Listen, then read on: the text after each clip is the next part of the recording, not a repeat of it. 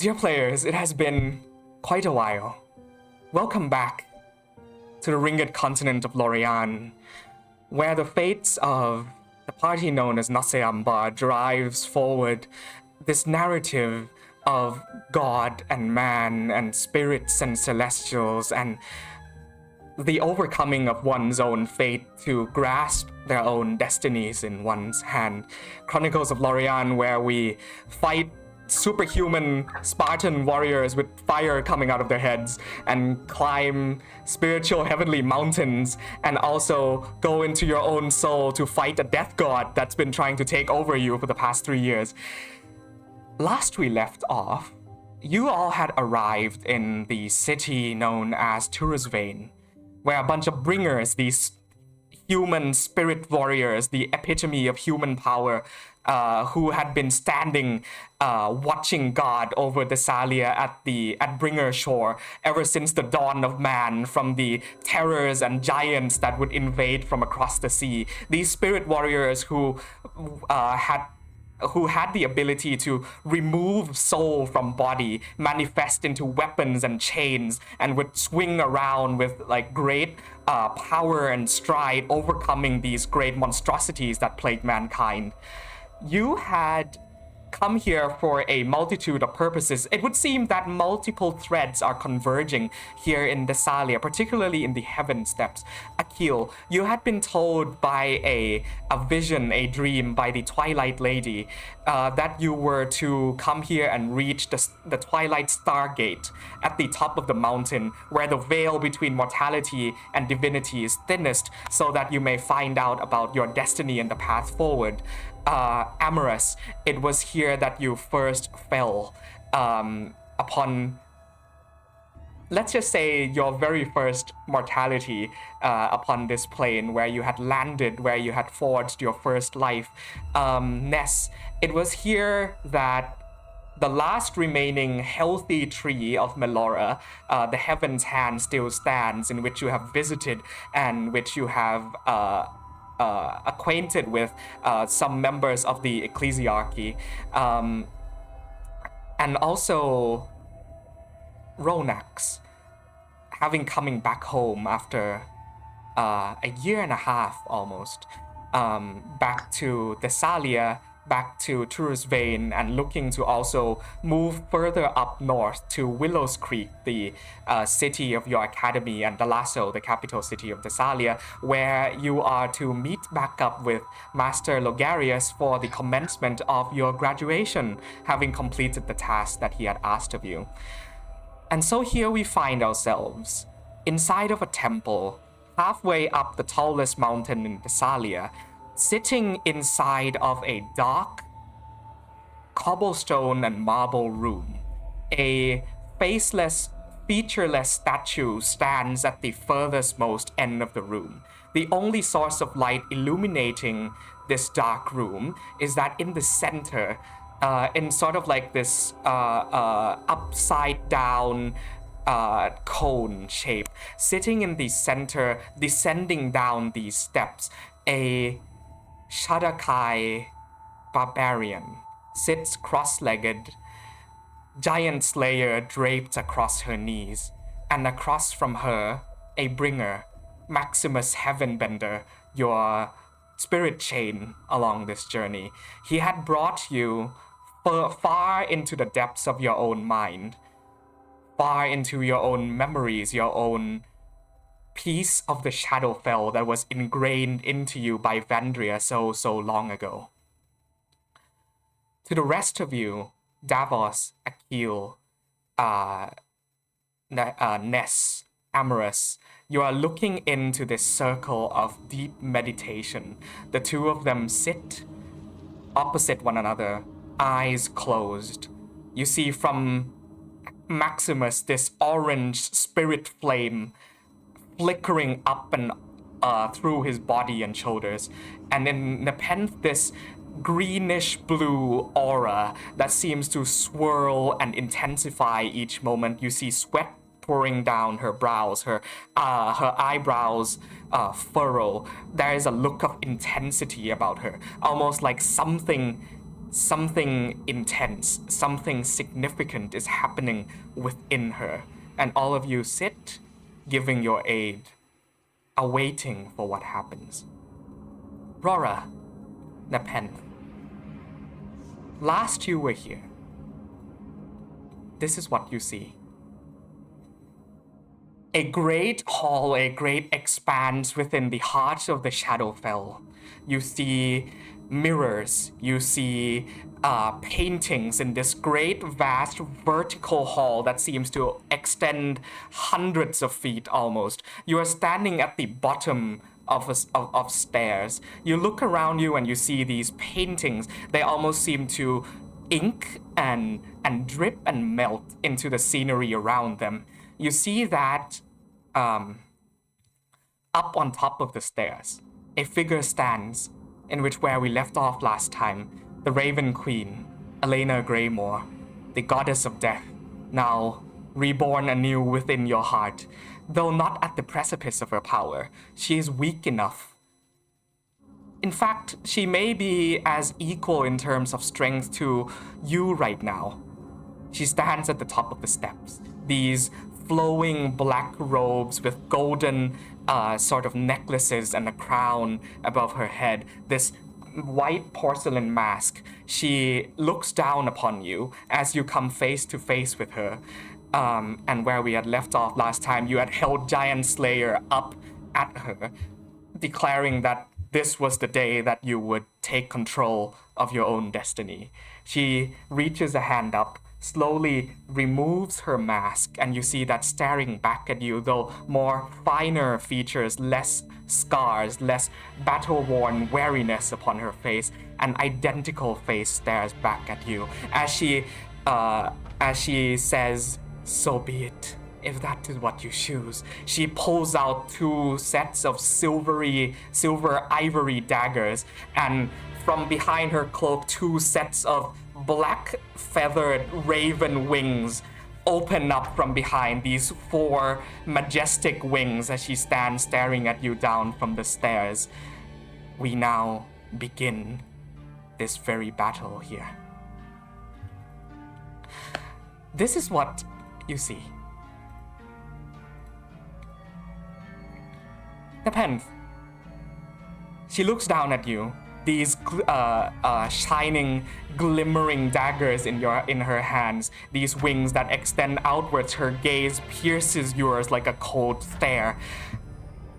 You hold Giant Slayer in your arms. This is the moment you've been waiting for. I would like the both of you to roll initiative, please.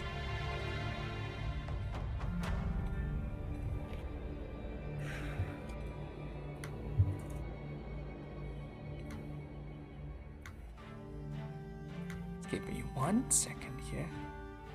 Now, while we're setting this up, did anyone make a note of all of the spells and shit that we cast on Nepenthe before she went into this trance? I'm pretty sure they're all still active, I think. Okay, I can tell you what I think it was. Okay. So at least from my side. So I think it was protection from evil and good, warding bond, and aid, which should be giving you 10 temporary hit points. Mm-hmm. I think the temporary hit points are marked down there. You can go ahead and double check. It's not temporary hit points. It increases your max hit points by 10. Okie dokie. Am I in the wrong Roll20? It's on Foundry now. Oh, darling. That's such a cute mistake, honestly. I love that. Yeah. I love that. Am I in the wrong so Roll20? long. Wow. Okay, give me a second.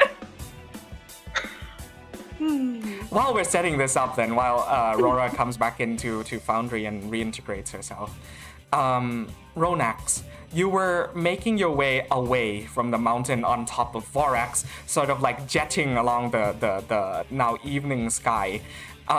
Something catches your attention, the sound of rumbling thunder. It had been a perfectly clear day just before. You look back behind you and where you had come from the mountain, the heaven steps now these dark clouds begin to gather, and you see streaking lightning and thunder begin to rumble and spread through the clouds as a storm gathers at the top of the mountains, which had been clear as day just minutes prior.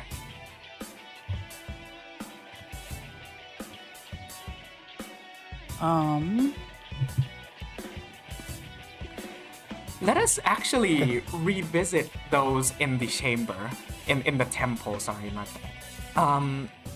So we have here Ness, Davos, Akil, Amaris. The four of you are standing there watching this happen, and electrifying aura begins to emanate out from the pen. It begins to overflow like a mass of shadows that form into a thick, shadowy smoke. Now begins to spark and sputter out of her form as you watch as her eyes open up, but they are pitch black.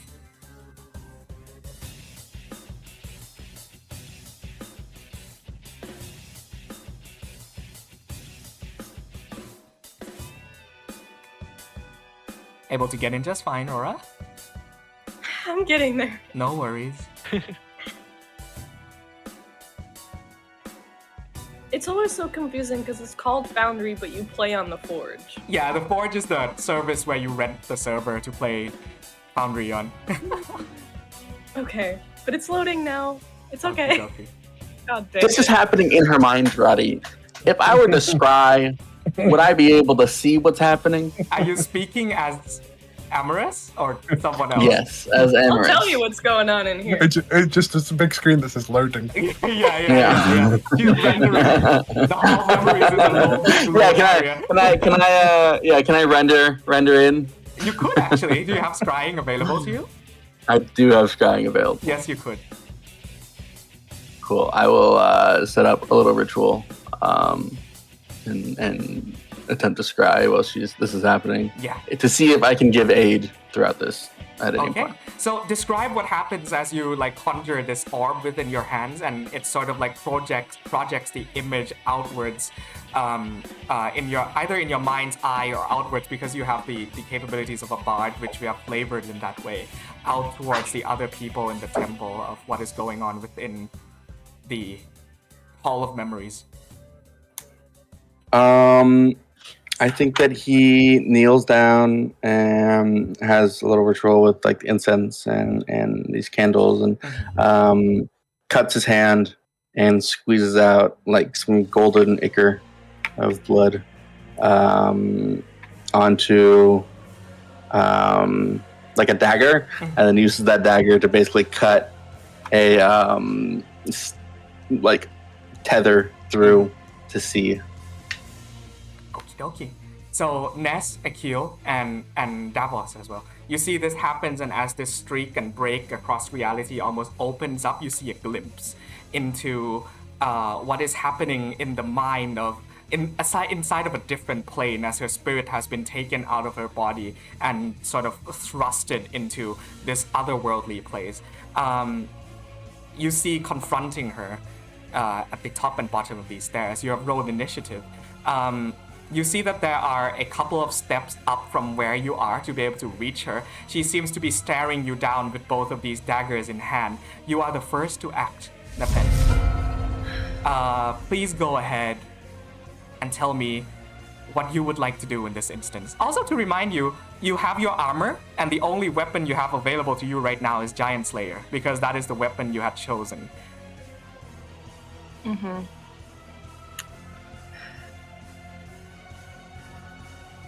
Okay, I remember that a long time ago, I got a potion of protection from Celestials. Mm-hmm. Is that still something... Is that something that would have any kind of purpose? Because I have the protection from evil and good already. I think those two would overlap. Yeah, Okay. Protection from evil and good would do you more here. Okay, then I will save it for the next god I fight. Okie dokie. For the next god you fight. Yeah. It's bound to come up, right? Yeah, absolutely. Okay. Okay, then... I'm pretty sure I can make it to her in that time, so that's fine. I think I'm just gonna charge her, rage, and attack. Okie dokie, go ahead. Yeah, that's my full.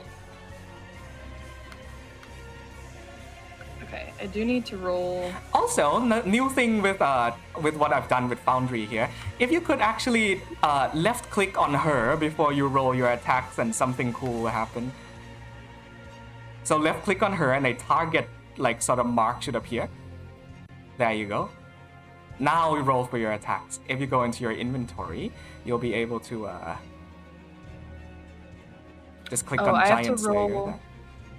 You might also have to activate Rage in your features. Yeah. To bring up the Rage table. Correct. Please, God, let it be something good. I'm gonna be so mad if it's plant growth again.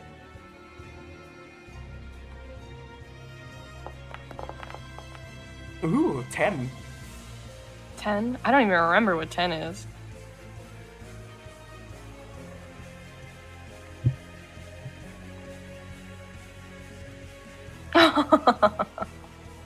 Cool. As she runs up, her feet are hitting so hard in the ground that they begin to spark, and her body becomes engulfed in flame. Oh my goodness. What color? It's purple flame. It's pretty cool. Okay, you rush forward, your body engulfed in flame, swinging Giant Slayer. She stands there almost looking coldly at you, ready to meet your attacks almost as if she was expecting them. Okay, let's do this.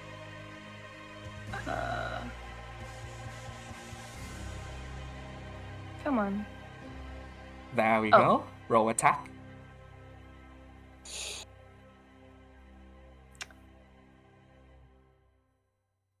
I'm gonna also rage in Great Weapon Master. Okie dokie.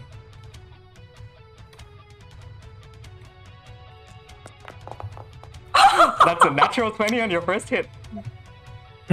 Okay, wait. You see the animation? So many things it works now. That's cool. Okay.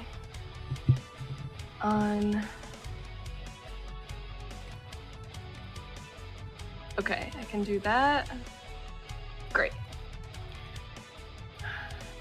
So that's the damage, and... Or no, that's not the damage. Where is it? Click critical in the chat. Yep. Oh. And then I do plus.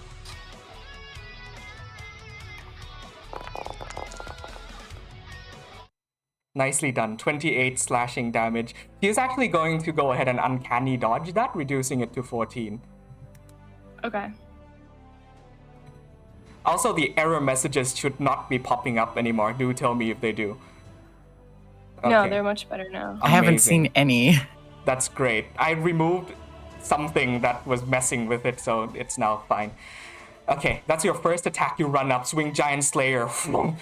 It cleaves down through her form, but you almost watch as she takes a singular step back, and the axe instead cleaves into a shadowy mass of feathers. She stares at you deadpan. Sorry, there's additional damage to that. Yes.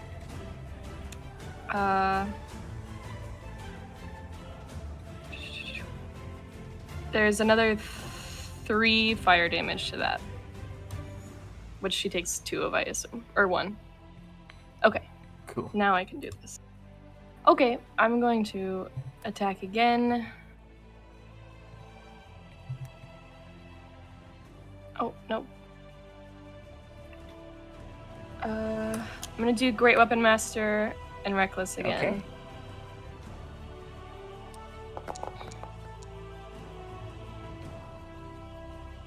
Okay. 17. 17 actually does not hit. That's fine. Because I crit on the first attack with my... Oh, I used my bonus action. Okay. Then that's my turn. Okie dokie.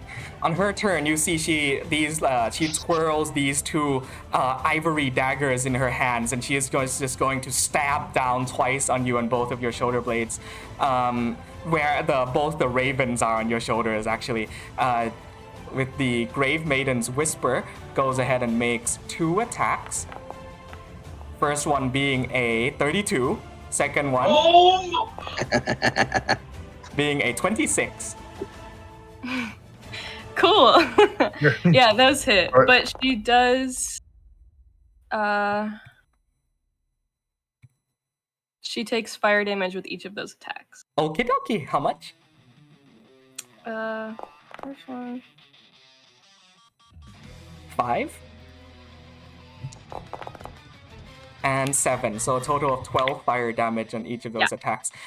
Amorous, you are watching into this as you just see this like flurry of blades, cuts, lacerations, blood spilling out, shadows being scattered all over the place, and also purple flames that just explode on each impact.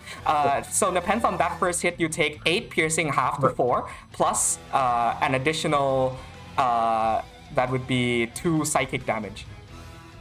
So 6 damage total. Okay, do I take that as well? Warding Bond? Yes. Sorry, explain the effects of Warding Bond to me again. She has resistance to all damage, but I take the same amount. Of course, yeah, for sure. If it works in the dream. It does.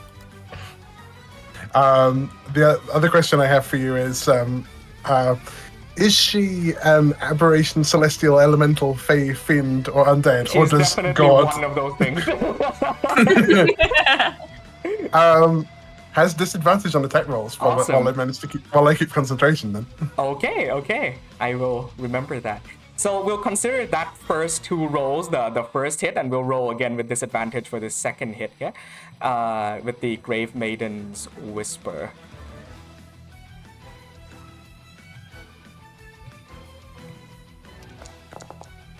That is still going to be a 33 to hit. Yeah. Okay, so let's calculate some damage here. This second attack here is going to deal you 4 piercing damage. Sorry, let's just half everything way at the end. So that would be 15 damage, half to 7. Ness takes 7. Nepenthe takes 7. You still have to make Constitution saving throws, though, Ness. Yes. Technically, you're taking damage. Technically, but I can't numerically fail them unless it's over 20 damage. I see. That's good to know. In that case, on that second hit where she lands the strike on you, a mass of shadow gathers on your shoulder as it begins to radiate and then fucking explodes your shoulder blades out with Shadow Smite. On that second hit, you are going to take a total of 46 damage, half to 24. Okay, this one I have to roll for.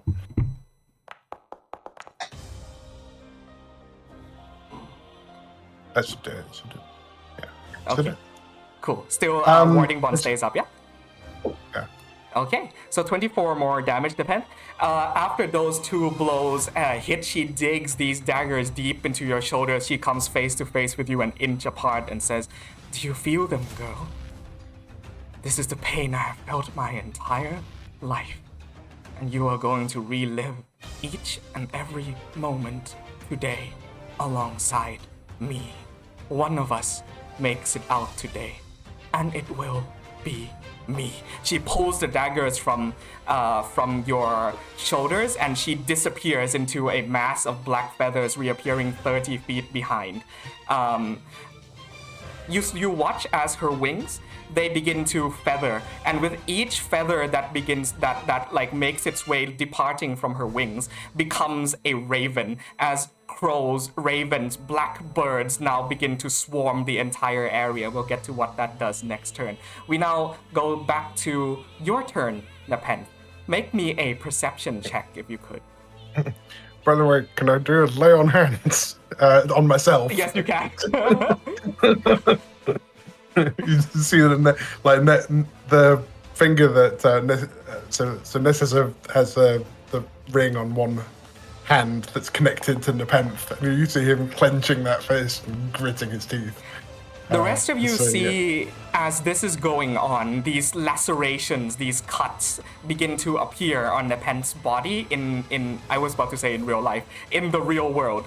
And these like cuts, bruises, slashes begin to tear at her. These like her shoulders split open and burst, bones like visible in the muscle sinews. Same happens to Ness on a lesser degree. Nepenthe, it is your turn again. Make me, on a 14 perception, you're looking all around you now. You notice that in these halls, the paintings that run all along the side of the left and right wall, they begin to, for lack of a better word, melt. They begin to become liquid, and they pour out into the room itself. The room begins to get darker and darker by the moment as this dark painting, like a grim Gothic Victorian work of art, begins to meld and mold and assimilate into each other. The room itself becomes a painting and begins to stretch further and further outwards. It's your turn. What do you do?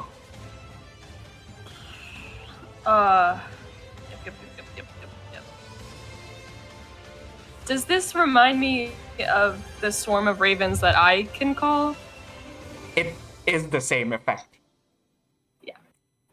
Yeah.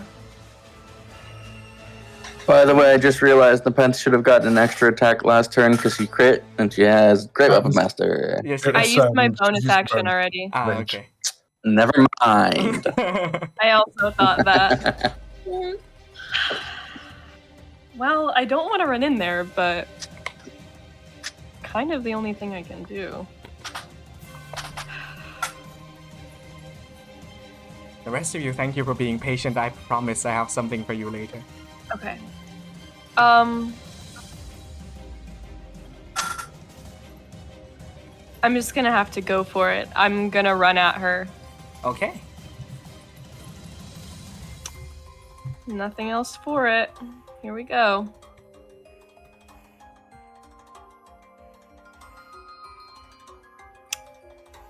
Okay. And then I'll attack. Okie dokie.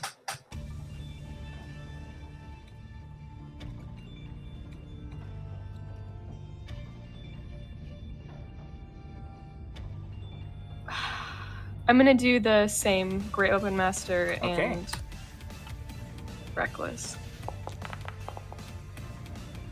Come on.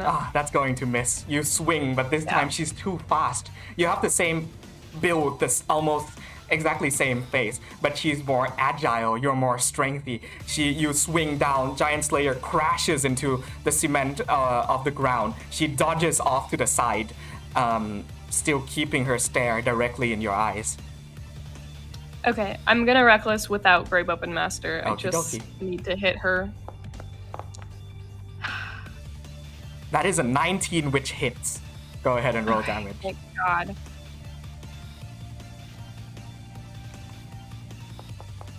Ooh, 12, so 18 points of damage and additional fire damage. Plus 8, amazing! Okay, so 26 points of damage total as the fires dig into her. Anything else on your turn, Nepenthe? I'm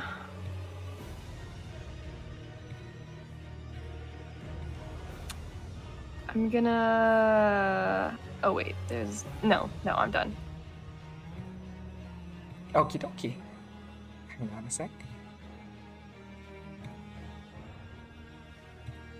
Alrighty.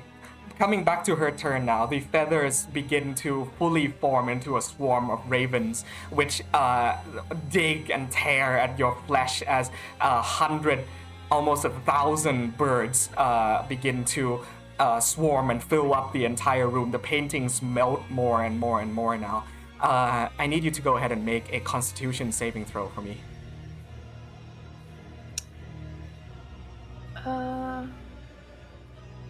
Will do. Okay.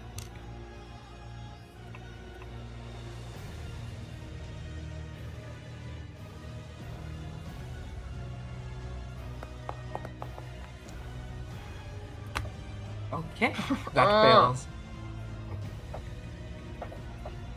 Please go ahead and take 27 points of, so that would be 6, 7, 15 points of slashing, halved to 7, and an additional 12 points of psychic damage.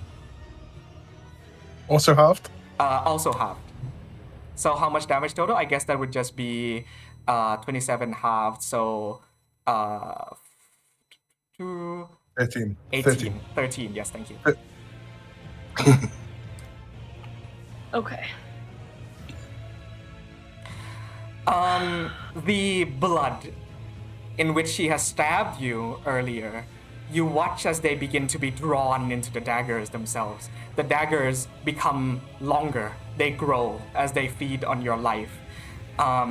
These 2 daggers now become 2 very long curved swords in which she twists, and you see that she snaps one into the end of the other, and almost like this snap fit mechanism as she holds the other one aloft. It now becomes a scythe. She swings this scythe down directly where your neck meets your body. That is going to be a 24 to hit you. That hits. You take 35 points of damage, halved. So, 17? Yeah.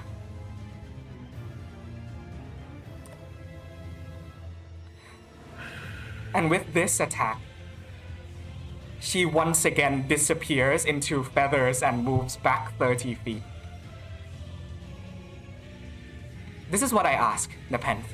You're now looking all around you. The hall is now no longer this dark brick cobblestone hall.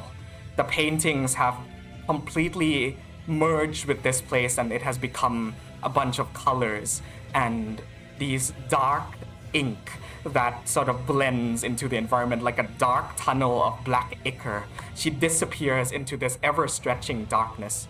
My question to you, do you pursue?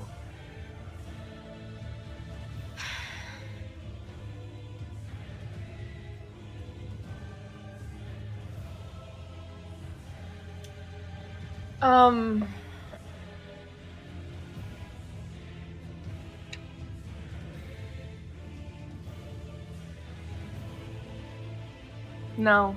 You do not? What do you do?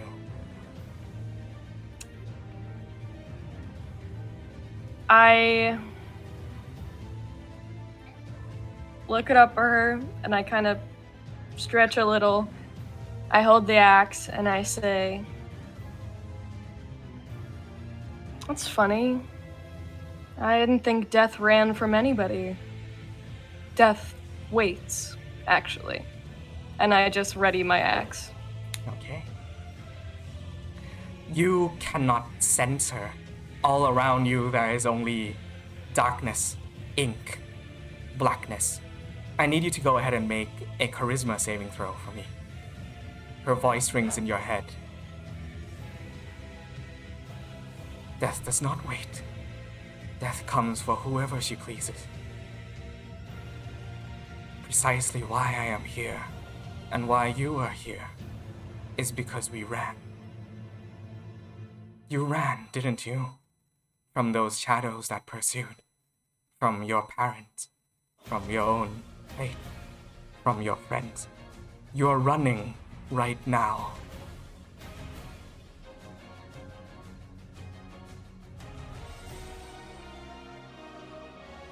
Is this something that has to be done with charmed, frightened, or possession? No. Dang it. Okay, I will roll, but either way, she needs to take 3d6 damage, because I arcane rebuke her for making me roll a saving throw.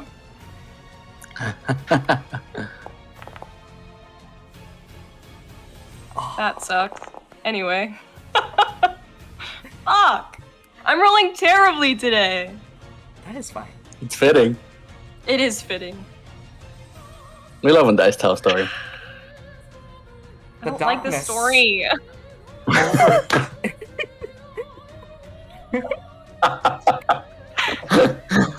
That's such a player thing to say. The darkness completely takes over now. You have no idea which way is left, which way is right, which way is forward or back. You just hear her voice, her presence in this place. You completely now succumb to the surroundings around you. They melt away. You, for a moment, lose your sense of self. Why are you here? What are you doing here?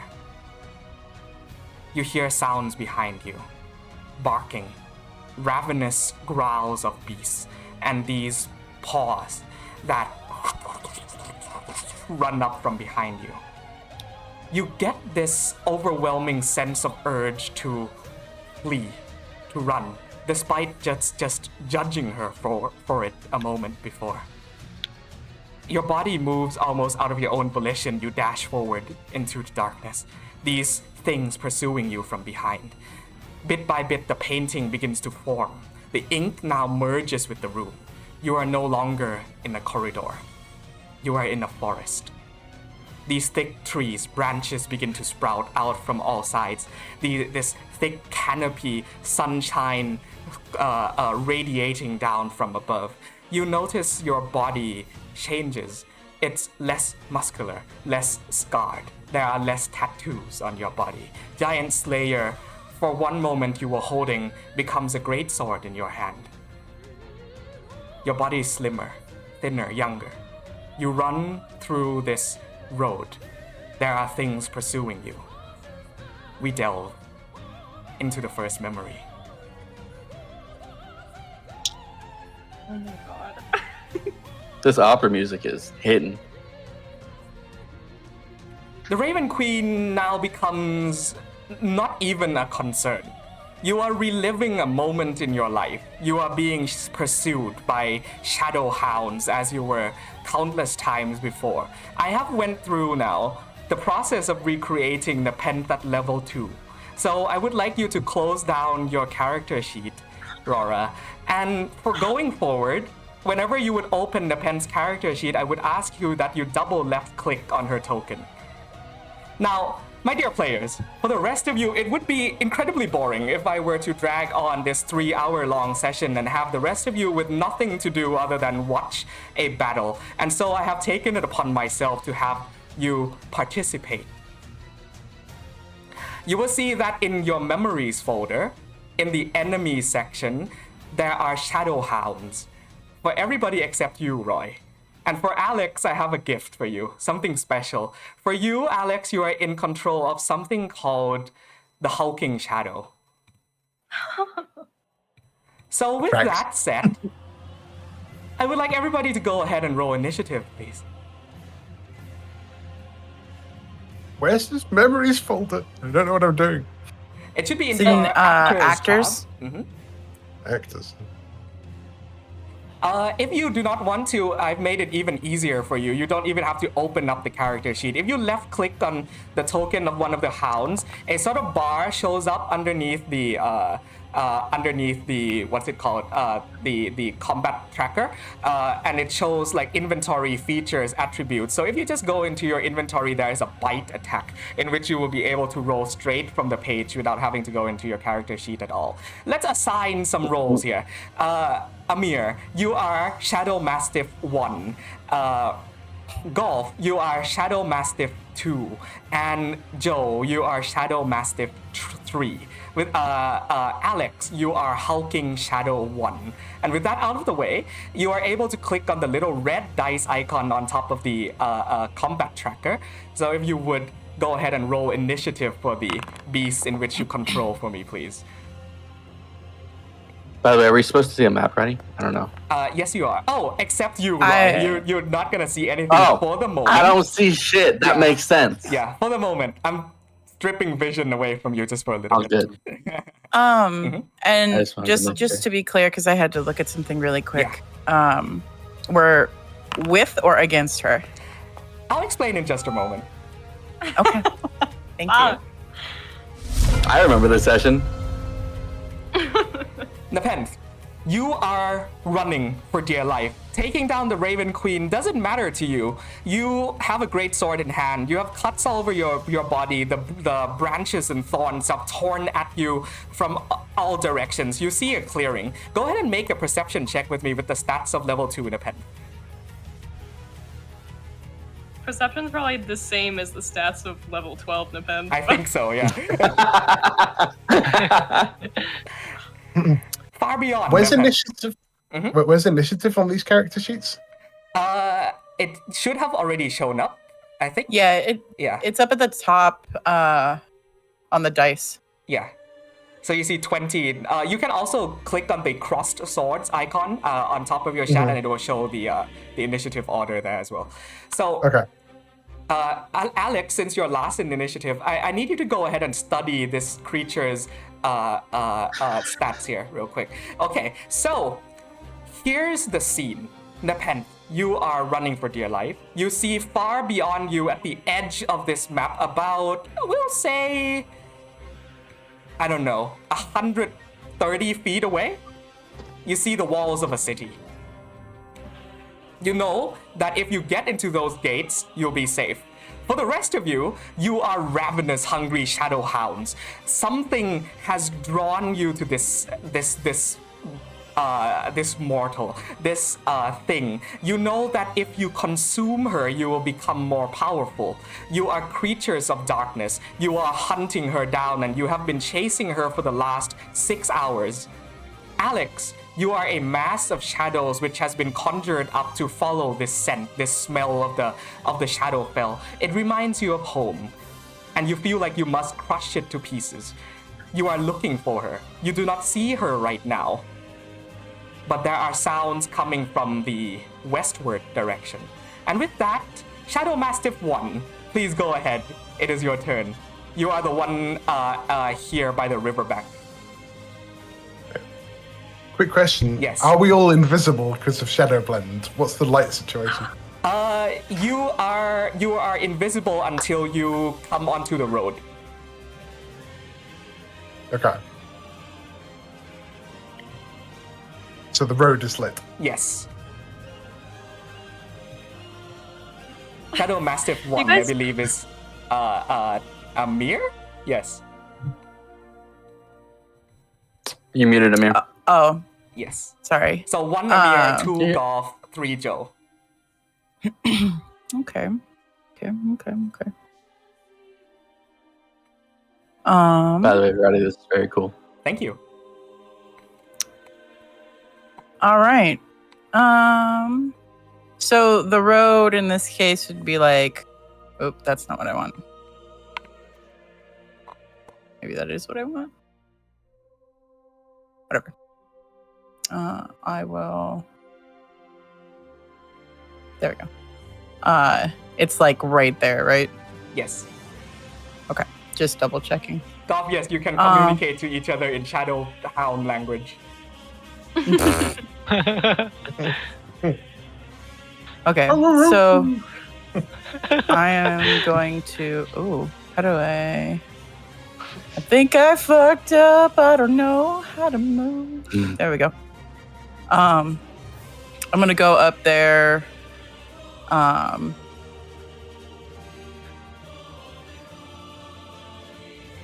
And that's 30 feet. This hound that has been stalking leaps out and does a howl to signal and runs up to attack. Amazing. Go ahead and roll. I think it worked. Yes. Oh, okay, right. I have to click on attack and then, yeah. 17 hits, I believe. Yes, your AC is very low. Fuck. Take 12 points of damage.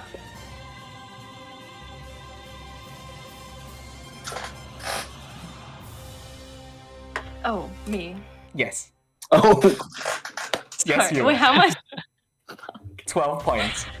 We'll say for the purposes of this, you are raging coming in, so it's half to 6. Thank God. Because you were raging when you ran in here, so it only makes sense that you'd be raging to start off with. Oh, right. I can... Fuck, I don't remember how to do this. Okie dokie, Nepenthe, it is your turn. This chown has leapt out from the bushes stalking and has bit you directly in the arm. You manage to shrug it off. You see the city once again about 130 feet away from you. What do you do?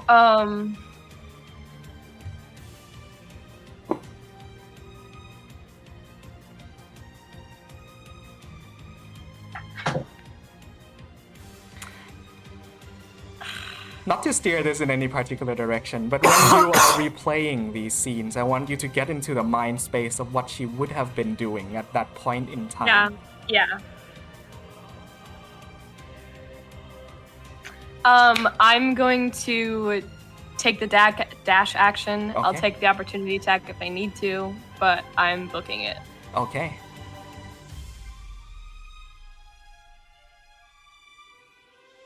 $40. And now you come to see that that stalking at the riverbanks is a massive shadow that is currently looking around, not seeing... Alex, move back! Not seeing where you are at the moment, but currently sniffing about, trying to locate you. You would actually be able to move 60 feet on a dash. Yeah. I guess I'll just get closer to that thing. Yeah. Roy, could you roll a d20 for me? I do things. Do we get attack of opportunity Yes, on you her do. or no? 2! Okay, cool. Stay put. I'm ready, dog. I'm here. I'm doing it. 12 does, I think, hits. Yes, it does. Yeah. Roll damage. Shit. 10 half to 5. I forgot how weak I was. You run away, and as you do, this hound takes a chunk out of your thigh.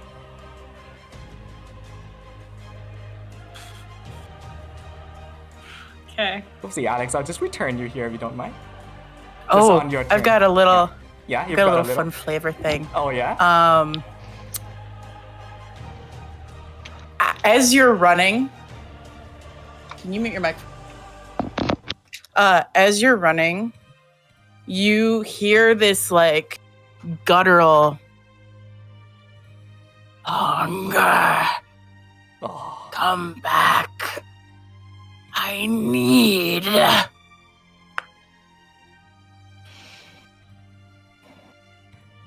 Amazing. You guys are taking attacking me really seriously, and I'm starting to get concerned. Okay. Anything else in your turn, Nepenthe? You have a bonus action. You've moved 40 out of your 60 feet. You've gotten closer to where you want to be, but you are also quite injured. I am very injured. And I can't heal myself at all. What do I even have? What does she at that point in time have? You tell me. You're not constricted to your character sheet.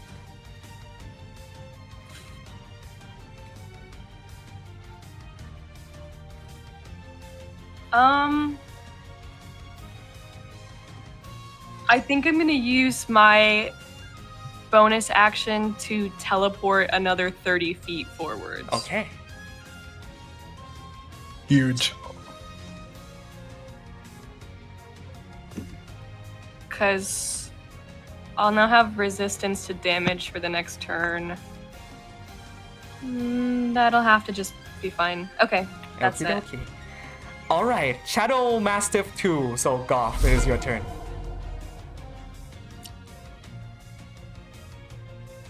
Okay, how far can he, like, 40 again? feet on normal, and then with a dash, that would be 80. But you'd have to give up an attack on a dash. Okay. The shadow master will no longer see in the pencil. She gonna dash. You're gonna hear a rustle in the bushes somewhere, but you cannot find the I creatures. love this. 40 feet or 80 feet, yes. Yeah. Firstly, you're gonna hear some ruffles coming toward you, but you don't know where it is. Just go fasha, fasha. It's coming closer and just go, and you hear coming closer, but you don't know where it is because he's still hiding in the shadows. And that's it for my turn. Okay, Shadow Master 3. Yeah, full dash. Full dash. There's no visual to this. Just somewhere behind you in the darkness, blades of grass are being crushed under huge paws as something hungry is coming. Amazing. Oh.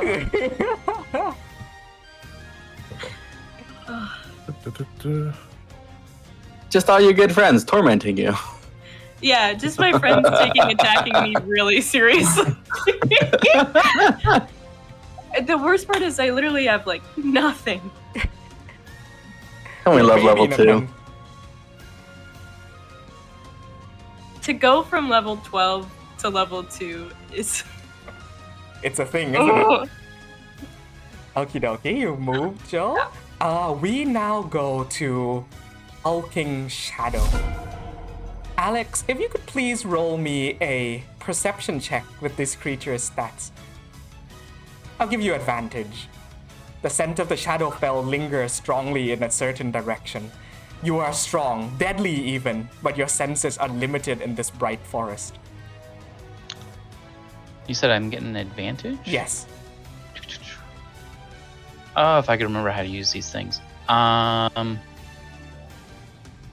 just had to click on it, don't I? Natural 20. Your head snaps northwards. She's right there. The shadow leads about 5, 10, 15, 20, 30 feet directly north from you. You sense her. She is there. You must destroy.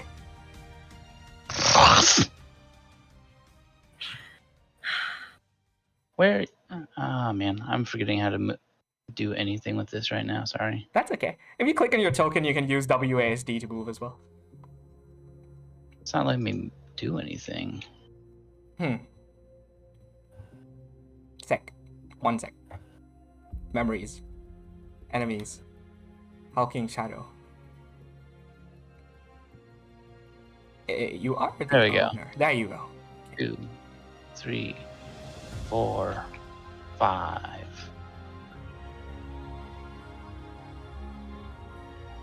And features. 2 slam attacks. And we got a 1.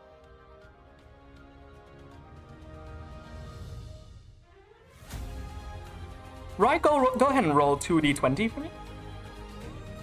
2? Mm-hmm.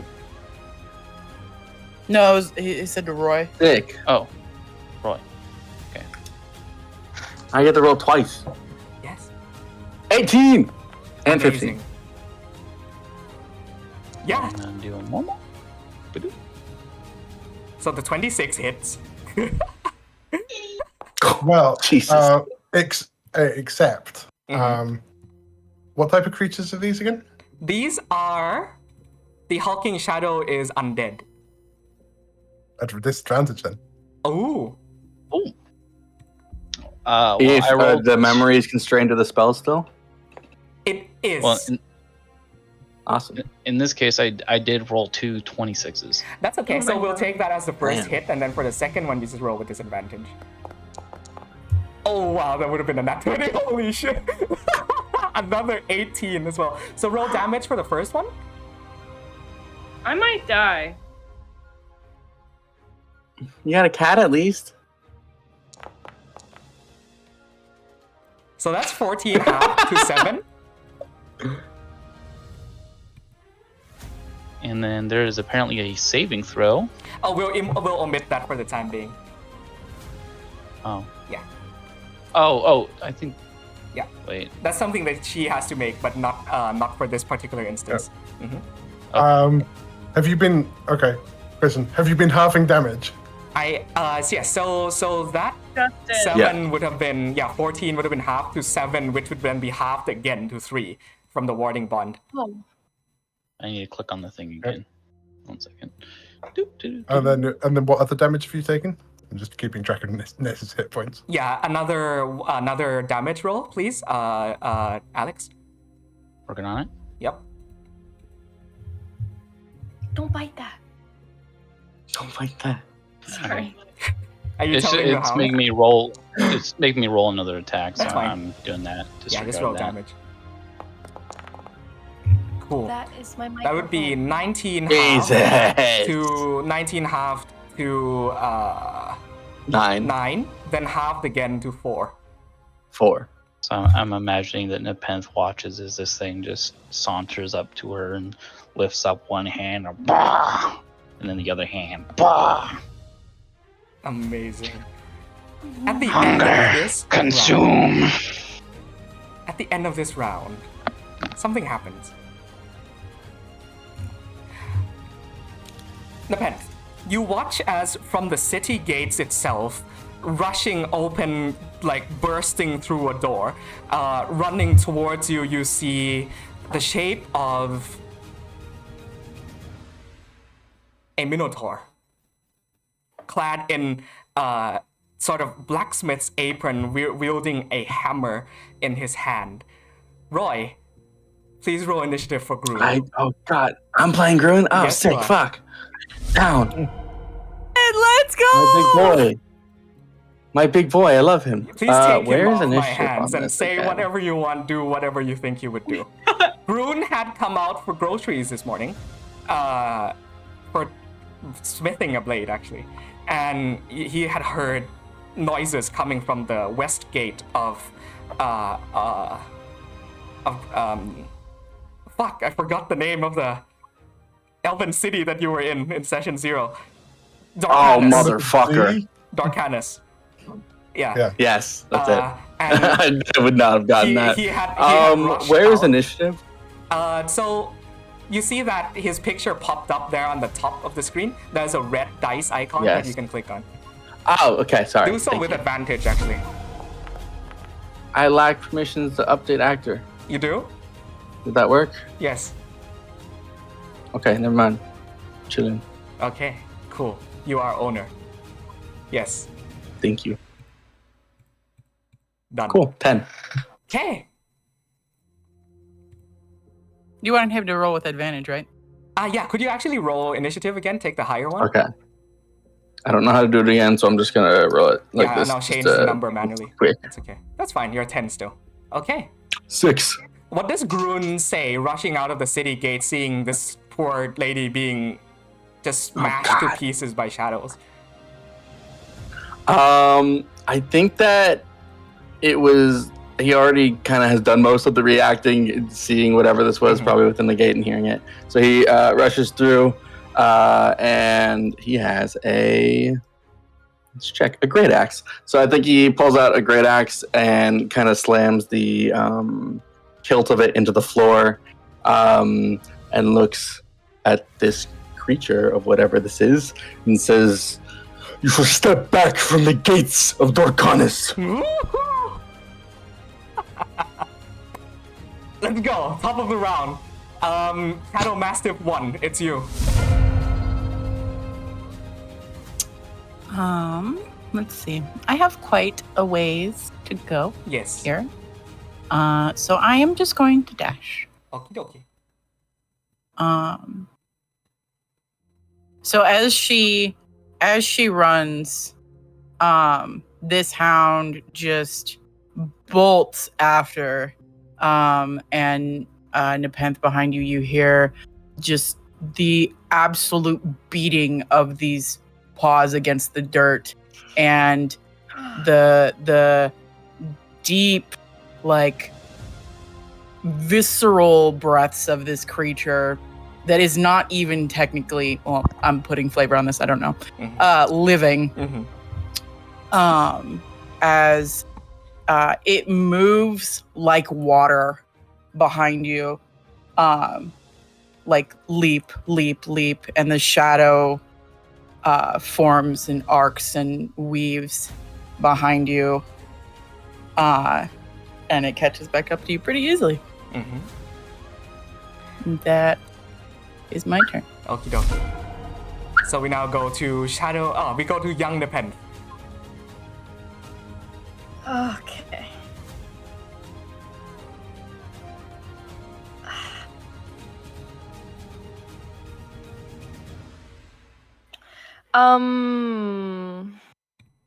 Welcome back to 3 years ago.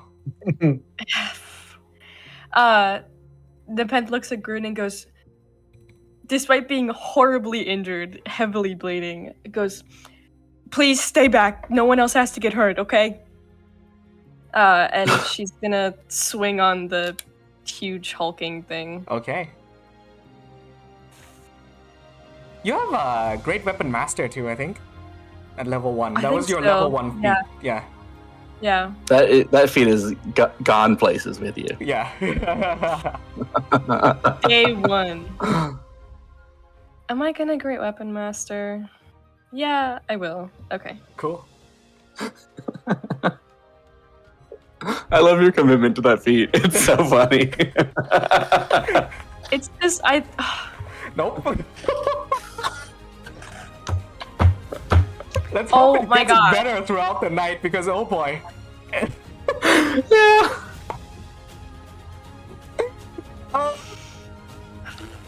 You swing, it lands, hitting dirt. Your arms are still weak. You've been running for 5 hours. These things have been chasing you. Things have been cutting at you. It hurts to continue. Escape is right there, but it's still so far out of reach. What else would you like to do? You have your bonus action and you have your movement.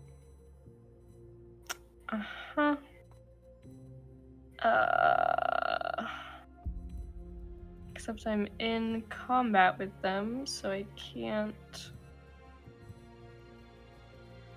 run. Oh. Do you only have one use of Blessing of the Raven Queen? Yep, just the one. Oop.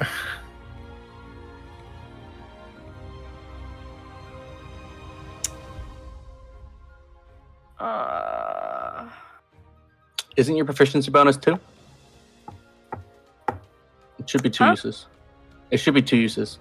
Yeah, it is. It is? Yeah. Mm-hmm.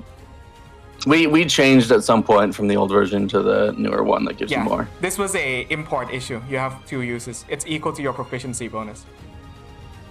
Yep. Sorry, have I had stuff. Sorry, you've had a lot. You've had these. Yeah. When did we do that? When Tasha's came out, I think. Mordenkainen's, I think. Yeah. Nerd shit. Either way, you have a lot. Yeah. Nerd shit. Nerd shit. I've been running on 1 per day the entire campaign. Oh no! Yeah. Well, congratulations. Welcome to teleporting. Yeah. That's super cool. Anyway. Blinking barbarian. Boop, boop, boop, yeah. Boop. Okay, then I am super gonna teleport away. Absolutely, I'm gonna do that. I'm gonna do.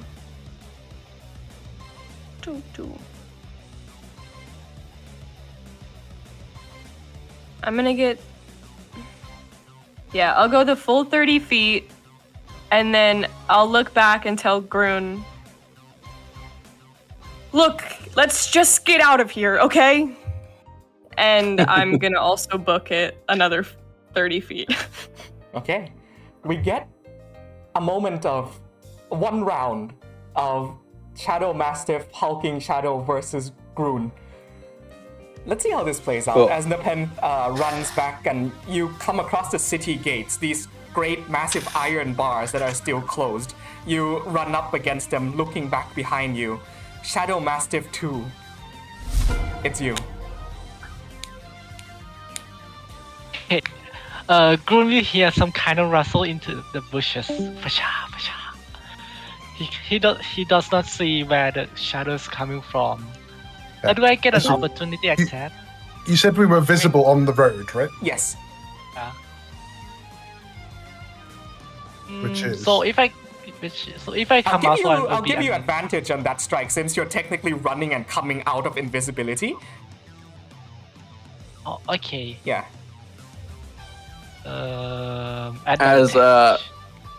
As Nepenthe runs by, I think Grun smiles and says, "Well, I appreciate the sentiment. These creatures step on the door of my city."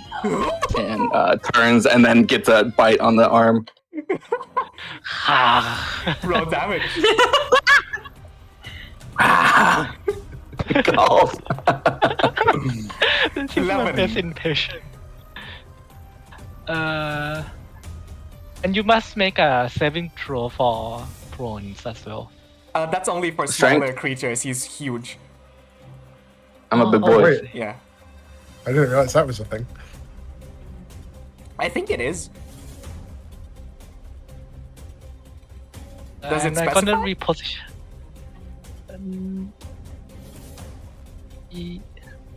No, actually. Do you want to make Oh, a yeah. saving throw, Roy? Oh, sure. Yeah, make a DC 13 strength save. Oops. Yeah, nah. Oh wait, that's massive. That's mine. That's your saving throw. Yeah. Whoops, you're not prone. That's a 9. Yeah, I think he says that to Nepenthe and then turns and gets a big bite on the arm and stumbles backwards. Okay. All right, Grun, it's you. Cool. I'm going to stand up. Grun has this thing biting on his arm, looks at it, looks very annoyed, and is going to, I imagine, so Grun is a big white albino minotaur with the beautiful suit that he wears. It's like very fancy and ornate. I also imagine he has a golden ring akin to like kind of bowls that you see. Yeah.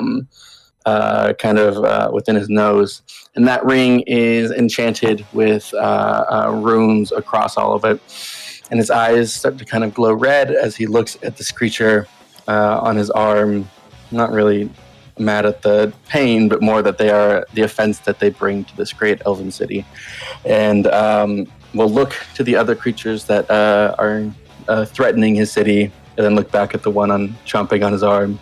And the ring will light up as he uses a burning breath. You have to make a DC 14 dex saving throw as he inhales a deep breath, and through this cone of this ring exhales a breath of fire. Fuck yeah.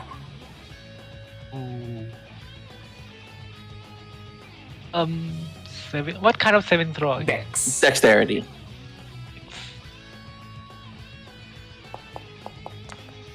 Whew. 21, so half of that 14 damage. Cool. 14 damage to this one, and he'll kind of try to knock it off of his arm and look back to the others and say, "Should you wish to continue, a fight would not end in your favor." Roll intimidation. And for the rest of you... -1. -1. 2. It's less of this Minotaur that scares you, but rather the lights of the city that scares you. You know you cannot go past beyond this point, but regardless, you have one last turn to make a Hail Mary of sorts. Mastiff 3, it's you. Padding along this dirt road from pool of torchlight to pool of torchlight, this shadow boils off this hound as if it's straining at an invisible leash, as if it's waiting for something. And then the minute Nepenthe glances back, it locks eyes, as if something wants her to see what it's about to do to the man who was trying to save her. And then it's as if the leash is released and it flits invisibly into the shadows. One second. So yeah, it's going to use a Gonna use a. Let's see. Am I outside of the? Let's see. I need to get up Yeah, here, take don't your I? time. Yeah. So I'm gonna get up here and then turn invisible. Oop. And then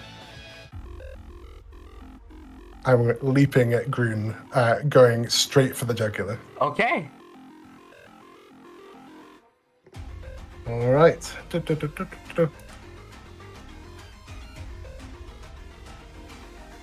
do I roll this? Hold on.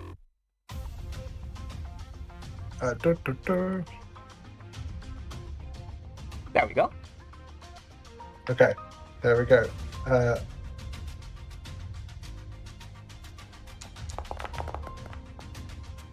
Ooh, 23. That's a 23.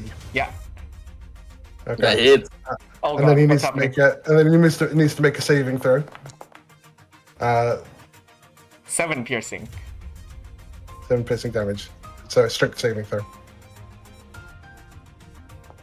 Where is it? There it is. But it is no longer invisible. 23. As he knocks one off of his arm, the other one jumps onto his back. Yeah.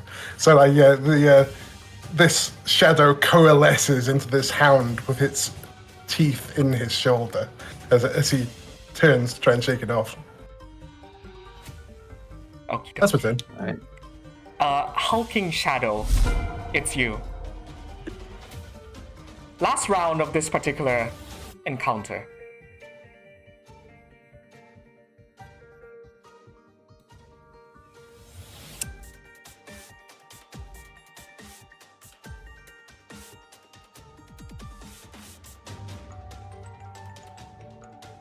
I think you're muted, Alex. Sorry.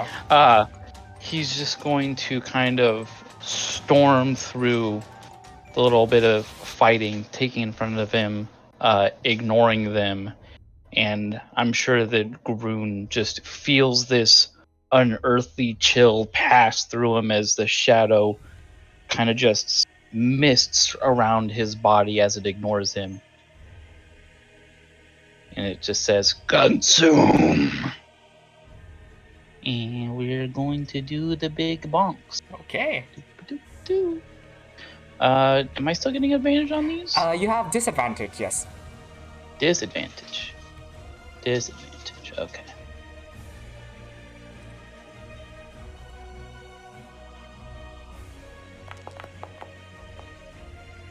Oh, 11.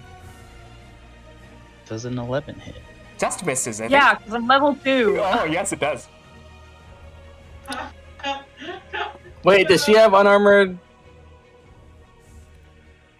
At level Defense? 2?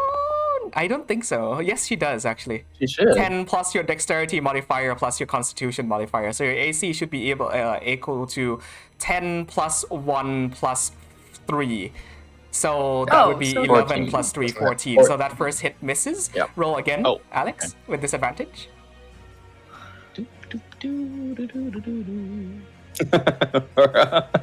The stress, you can just see it manifest on you. I have so little HP. It's actually so worrying. Okay, so I know that this is like way past the point, but if Uh-huh. that's the case, then at least one of my A hits lot of would have these missed missed. earlier. Okay, that's okay. We went It's past it. fine. Yeah. It's the mastiffs don't have disadvantage because they're monstrosities. Yeah. And then, But for the AC thing. Yeah, for the AC. Like it So just wouldn't have met 23, AC I'm at all. guessing that hits. Yeah, that, That hits. hits. 15. Half to 7, half to 3. Haha, you suckers. Alright, so the weird question I got is Yeah. I've got haste. Is that used as an action or is that something I can Oh, that's activated as an action the turn prior. Okay. Yeah. Okay. So what happens here as we come to the end of this round is we're gonna abstract things a bit. You, this battle goes on at the Greenhaven gates as Grun yells for the city guards to open up. Eventually, as per memory, a griffin rider elf swoops down and using a certain magical torchlight begins to wave and chase these shadows away as the city gates open and you enter Dorcanus with Grun for the first time. The memory fades. Inky blackness swirls. Nepenthe, I would like you to write down somewhere that you gain 1 memory.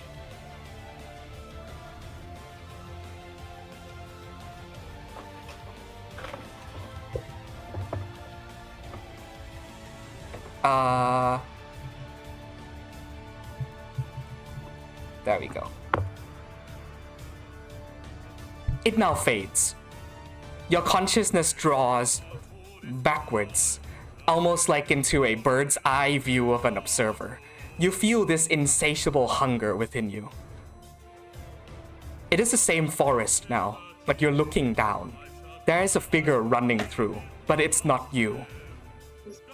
It's her. You are looking into her memories now. Exact same sequence plays out, but it's darker. These were times before. It is raining. It is dark. It is lonely. She runs.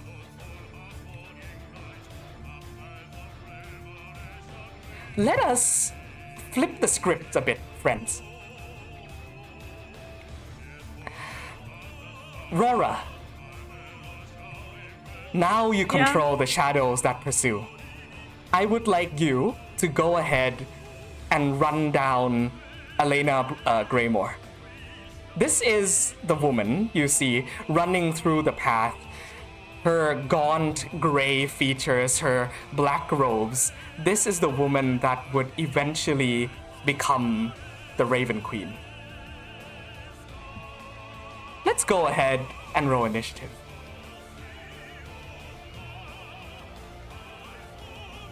So, you are now controlling Elena.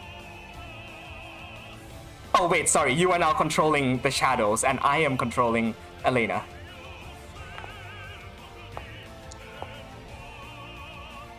There we go. For the sake of this, Rora, you are now controlling every hostile creature in the environment. This is you. The hell? Please go ahead. Sweet. Where should I? Okay, I'm gonna.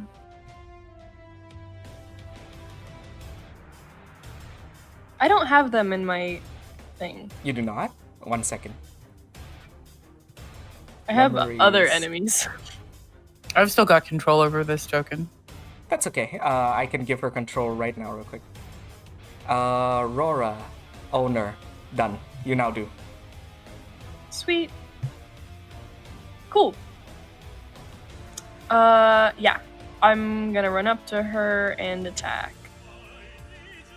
'Tis the way.17 hits.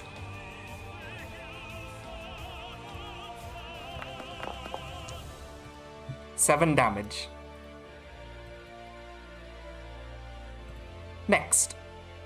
Oh, she has to make a strength save too. Oh, right.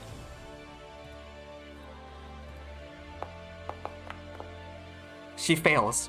This mastiff bites into her and she screams as she is pinned down to the ground, getting her arm bitten off by it. Prone. There we go. Next. The hulking shadow. You control it now. Cool. Do I make a perception check to find her? Yes, you do.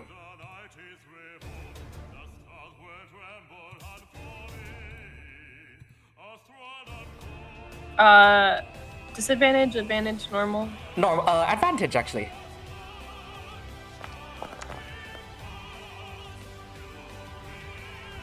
You hear sounds coming somewhere from the south. Southwest, somewhere around there. You hear the dogs, you hear the hounds, you hear screaming. Okay, then I will just move in that direction.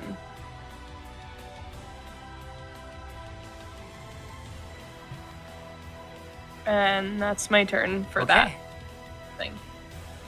All right. Elena, she gets up. She flourishes with the Grave Maiden's Whisper into the hounds. That is a 32. Holy shit. Okay, that's supposed to only be a +6, so that would be a 18, still 24 to hit. And she is going to go ahead and do 13 damage to Shadow Mastiff 2.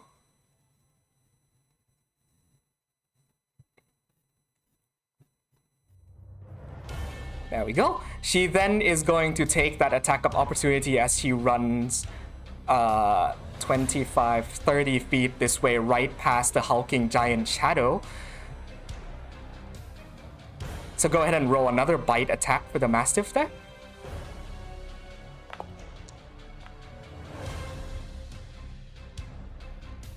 That's a 10 misses. Okay. We now go to Shadow Mastiff 1 and 3. You can act both of them simultaneously because they're technically shared on initiative. They snuff and both break into a sprint. Come on. Come on.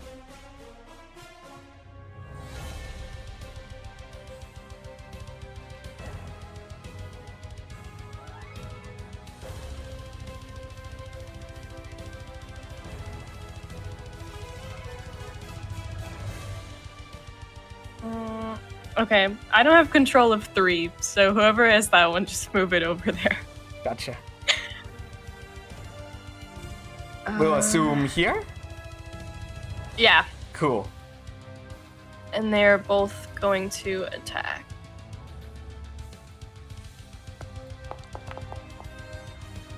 That one misses. And that one hits. Roll damage. As I roll a strength save. Ooh, 10 piercing damage, and she fails the strength save.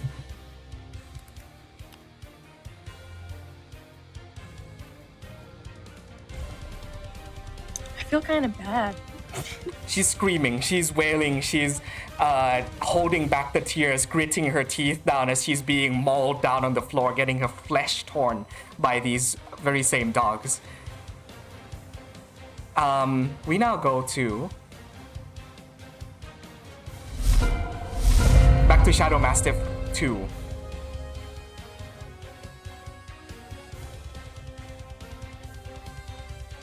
Okay, well, it would run up on the other side of her and also attack. Okay.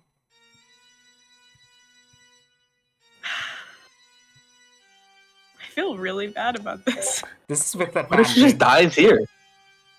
I wonder what happens. That'd be great for us. Not if I just keep she's missing. Prone. She's prone, so with advantage. Roll one more. Oh. That'll hit. 22 hits, roll damage. 8 points. That takes her to 0. The darkness swirls. It expands, zooming out into infinite blackness and void. You get the sense that that wasn't supposed to happen. That did not go as it was planned. No, not as planned. That didn't go as it had originally happened within the memory. You gain a memory. 1 stack.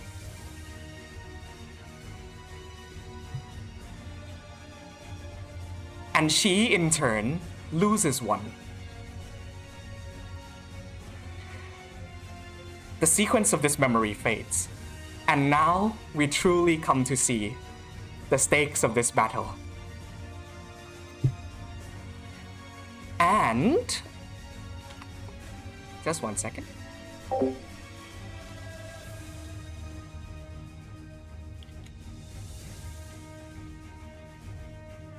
Okay, there we go. Now we have truly come to know the stakes of this fight. A warmness fills your chest. These memories that have been held true, accurate, replayed out, it fills something up within you. Memories are what makes a person. It shapes their lives, their sense of self. This is what this fight means, Nepenthe. Face a memory and overcome it, and it is part of you forever. However, be overtaken by it, and it's stripped away. It's no longer yours. When this fight is over, one of you will be whole, and one of you will be empty. Either she becomes you, or you become her. And as we now fade into the second, this blackness, this inky void paints another picture. The same forest, but darker, a campfire in the middle. You are among friends this time. Allow me to show you Memory 2. Beach. I remember Beach. this. Not beach. Oh, I remember this though too. Oh And my that is where god. we're gonna take a break. Is this the same map? It is. Everything is the exact same, down to the Oh my smallest detail, God. apart from updated art. This Oink. is Rade's like 60 chess way of just replaying that first session. yeah, Yes, the we have it lost on session screen. zero. Yeah, the last session too. Let's take 10 minutes, everybody. Come back yeah, it's 50 right now, so take 9 minutes, 10 minutes. We'll be right back. Damn.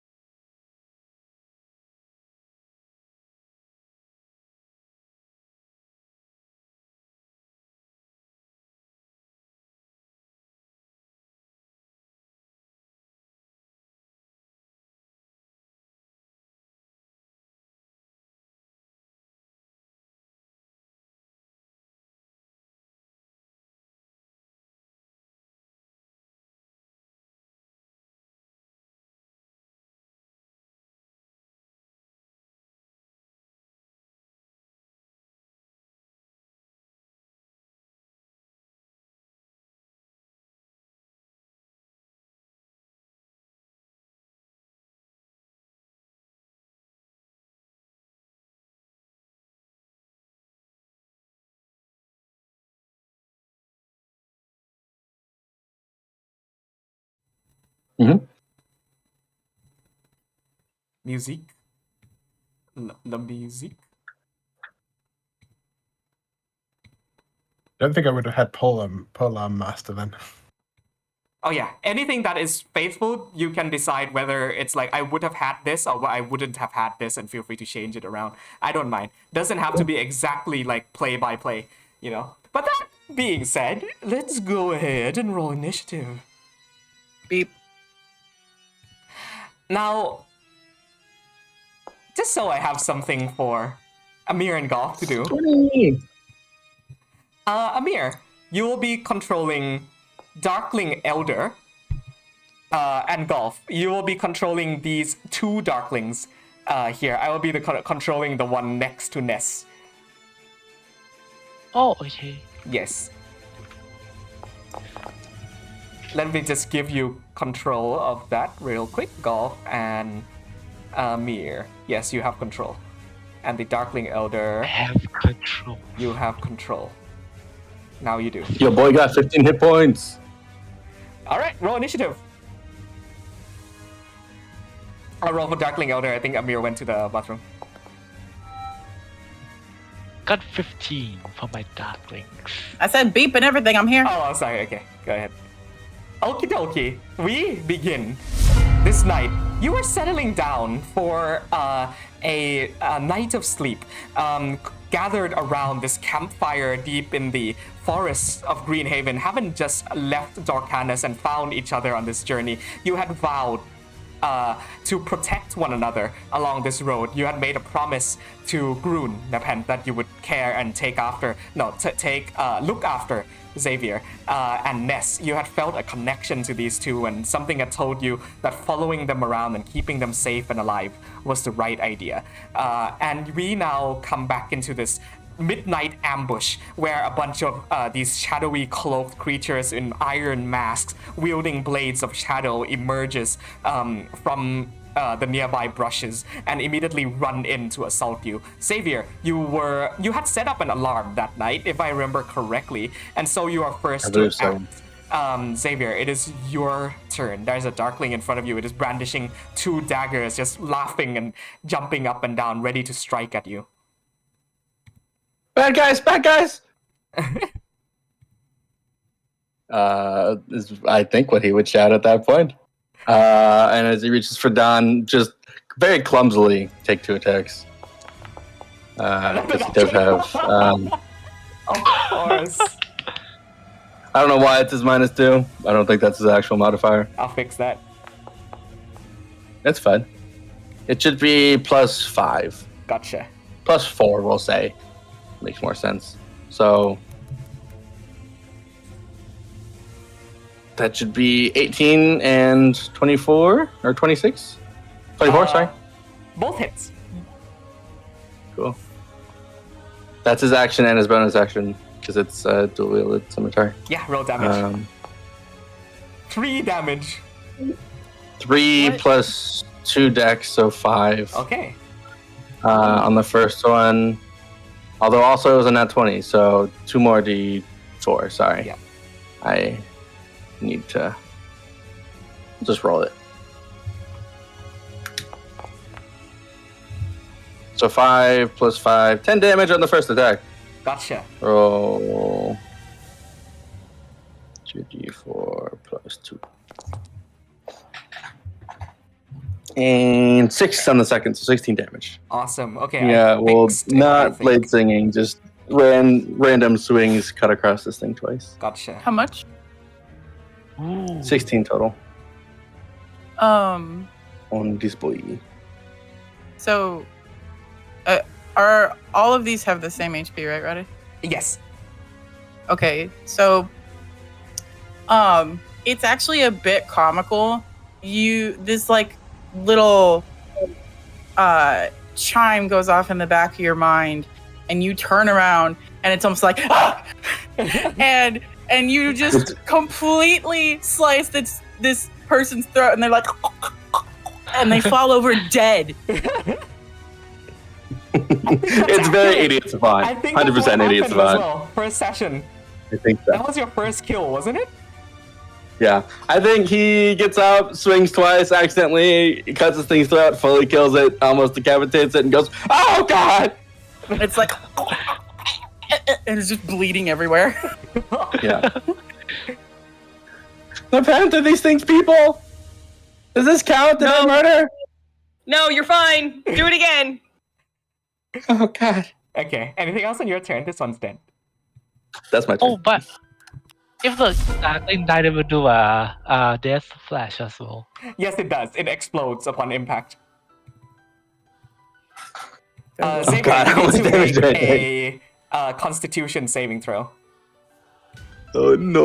Oh no! No! No! No.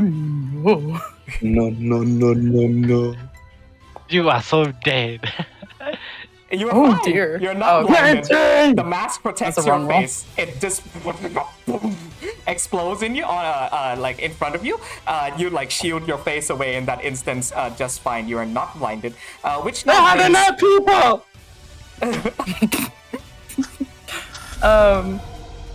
So, you do, not being blinded by that, catch out of the corner of your eye, some, like a shadow that appears like almost from outside of Ness's own shadow, as if it's morphing from it. Amazing. And I can't figure out if these things have one attack or two. They, the Darklings have one. The Darkling Elder Okay. has two. So you're controlling the Darkling Elder. I'm controlling the normal Darkling. Oh, well, I've got the Darkling on my thing, and you said that I was controlling the regular one. Oh, really? I must have misspoken. Yeah. Yeah, fine. It's fine. Control the dark. So Yeah, I thought Yeah. Golf was controlling the Elder. we can do that. Sure, Golf control the Elder. I'll just be controlling this one here next to Ness, and you will be controlling this one here underneath. Is that okay? You are giving me too much power, Latif. Yes, I am. Everyone gonna die. Is it me? Focus fire Ness. He has to go down. Oh wow, that's a nat 20 on the. Did you roll that, Amir? Yeah, Oh my say goodness. On the one that's on Ness, right? Yeah. Ness, you take 19 points of damage. Okay. what? Well, I have 1 hit point. So that's We are This isn't repeating accurate. history. We're repeating history. You I figured. Yeah, a figure. So actually, I'll give this to Amir. Describe what happens as this figure like emerges out of Ness's own shadow. So, Xavier, you watch as this creature, this hooded creature with like a skeletal. It's not fully skeletal. It's like just this extremely gaunt, ghastly thing under this hood. Comes out of Ness's shadow like black flame, and you watch it reach up, and instead of a physical dagger, it like coalesces the shadow flame around it and plunges that in. It doesn't cut, but instead rips through his middle and comes out the other side completely bloodless Oh my god. until it yanks it back out, and you watch as like there's blood that just sprays out from Ness's back. Ness. This one is going to run up to Nepenthe. It in turn also coats its dagger with this shadowy black flame as it does, pulling the dagger back. It is going to just sort of do a run and slash at her thigh. That would be a 15 to hit. That hits. You take 15 points of damage. So that would be half too, because of the warding bond that's still active. So the Ness taking this damage is real life Ness, not memory Ness. Real world Ness. real world Ness takes how much? 7 points. Okay. That's gonna Go down, dog. That's it for their turn. Darkling Elder. No, wait. That's onto Memory Nest now. Go ahead. Okay. I've got good news for you, Rathy. I remember the first thing that I did in this campaign as a combat action. Ooh. Oh boy. I'm going to do the same thing again. So, Fallen Leaves. So as Ness staggers back from taking this near fatal blow, Fallen Leaves whip up from the ground in kind of a spiraling wind around the three of us as I cast Bless on all of us. And then I am going to use Hidden Step to turn invisible and stand next to the Peneth to protect her. Okie dokie. You are invisible. We love our boy. We do. Yeah.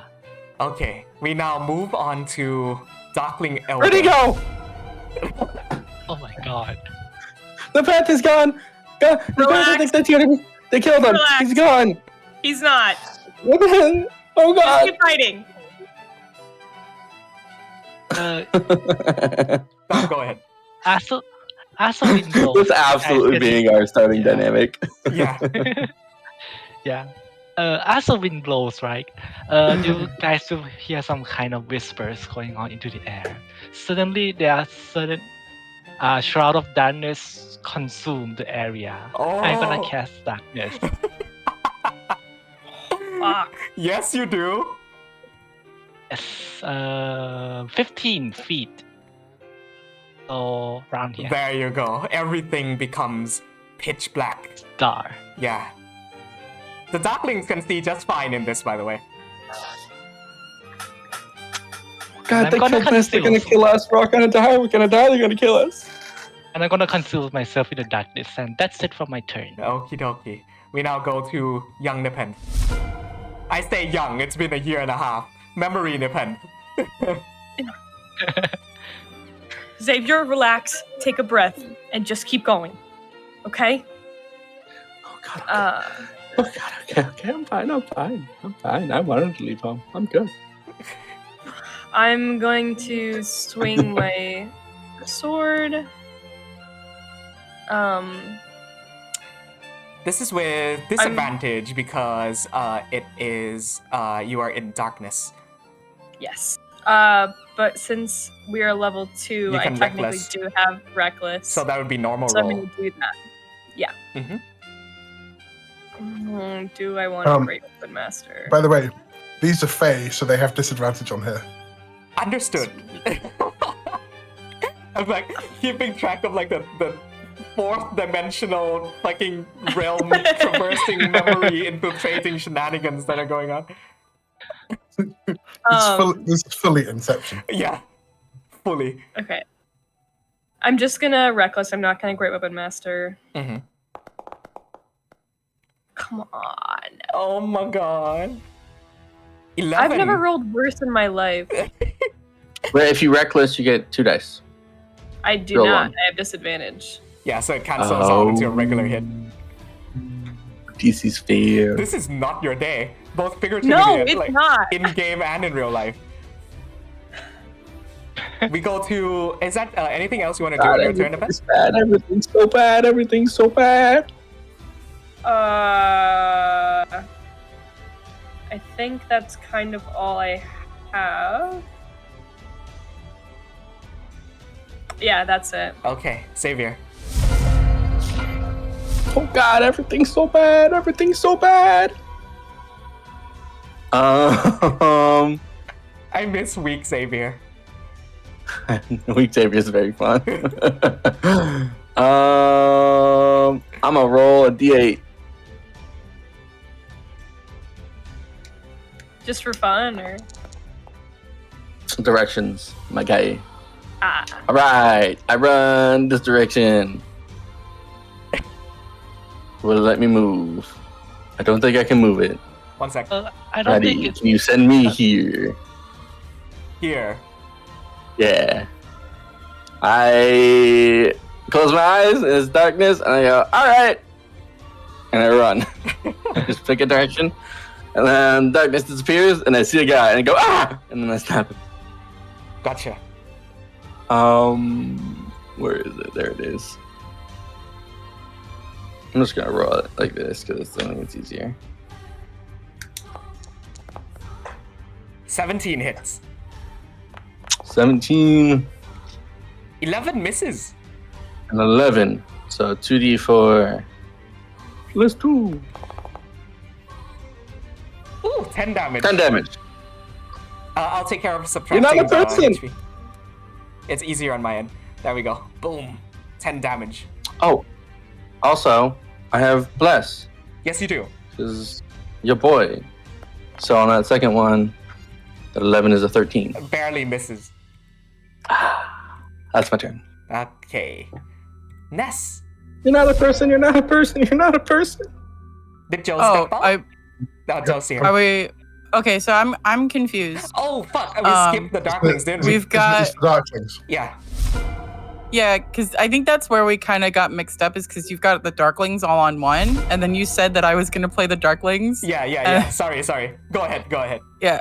Okay. So, let me look at this thing again.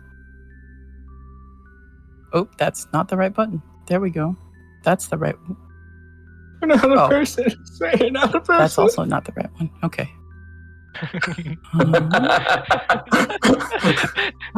I love how over it Rora already is. Ooh. I think I can do this.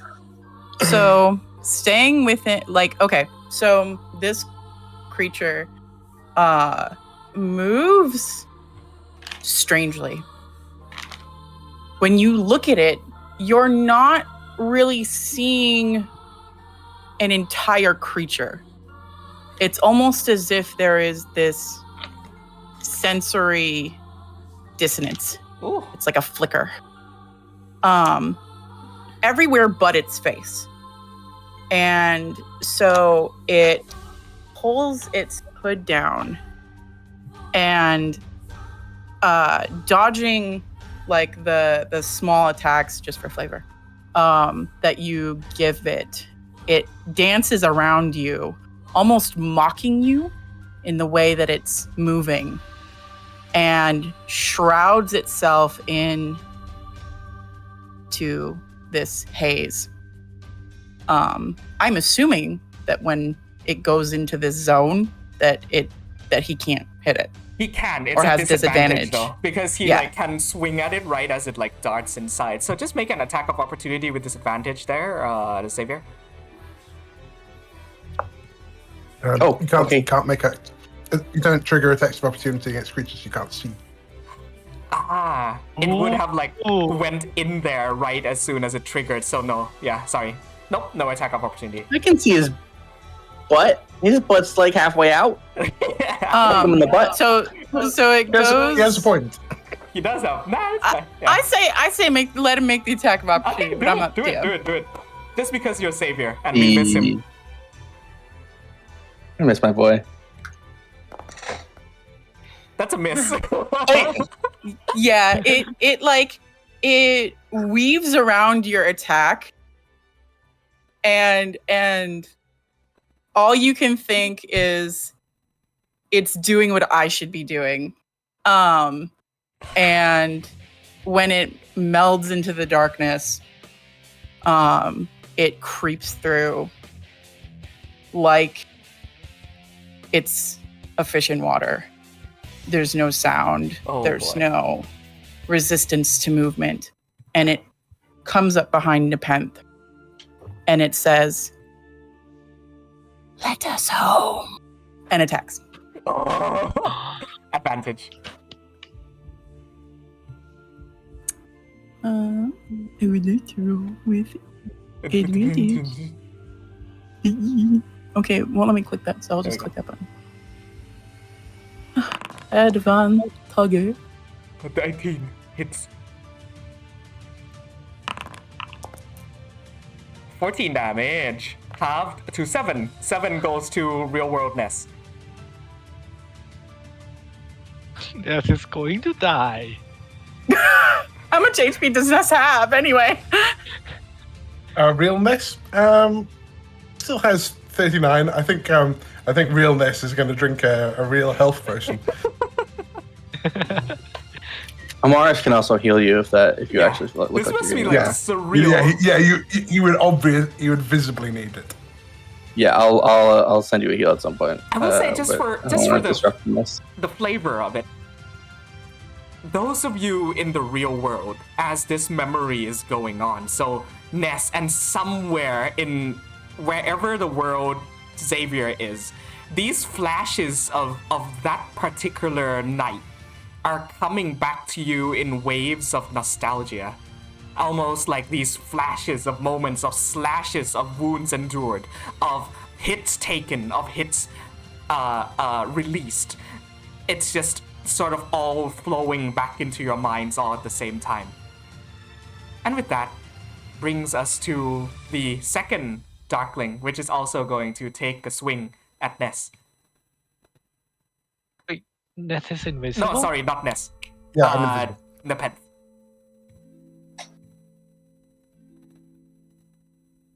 Decker. Advantage. That is a 16. That hits.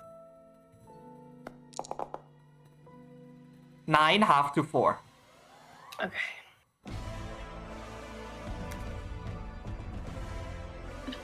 Okay. This brings us now to Memory Ness. All right. Okay. This Darkling Elder, is it speaking or making noise? Golf, what do you say? I feel everything goes into the darkness. I don't think it make any noise because it's yeah. There's just a cold stare that you can feel from all directions. Yes. Okay. So I have no idea what direction this the Elder is. No. Yeah. That's unfortunate. In which case, all I can do is I can make a shillelagh attack with disadvantage against the one enemy that I do know where it is, which is the one that was stood next to Nepenthe. Would that not be a normal roll then? Because you're invisible and you're attacking with disadvantage. I come out of invisibility at the start of my turn. Gotcha.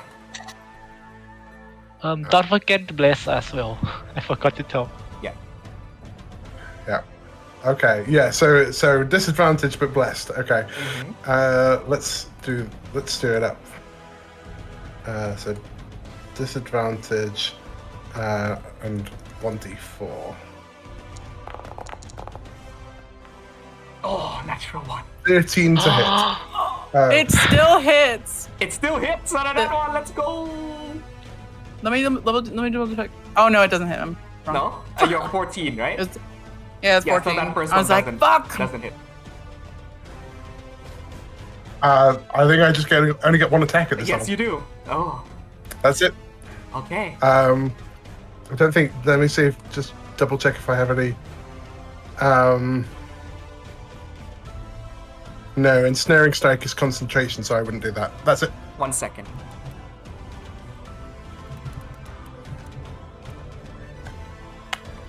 Is this fight the reason that Ness always carries potions on him?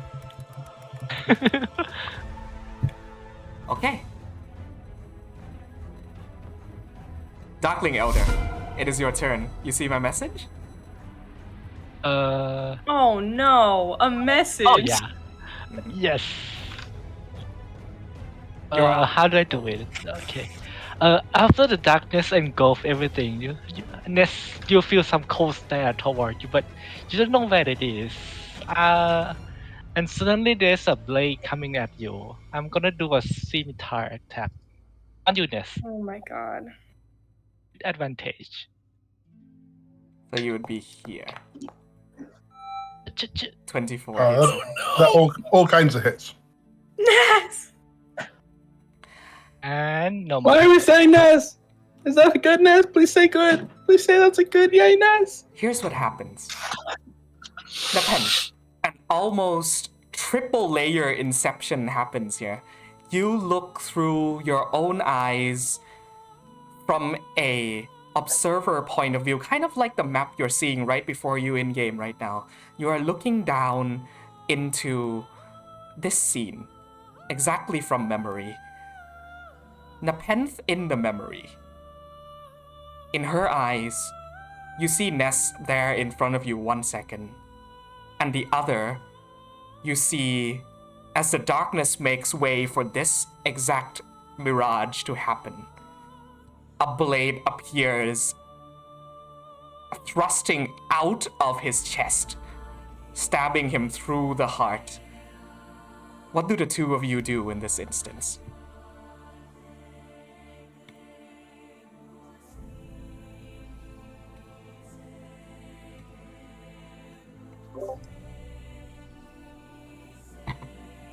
Ness?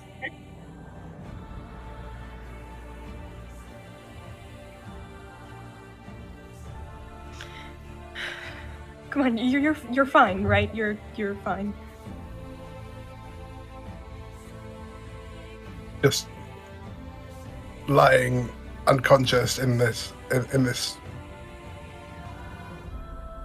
unnatural darkness on a bed of leaves. Nepenthe. This warmth grows within you. I need you, level 12 Nepenthe, to go ahead and make a wisdom check for me. Just straight wisdom. Okay. Because we all know that's my best stat.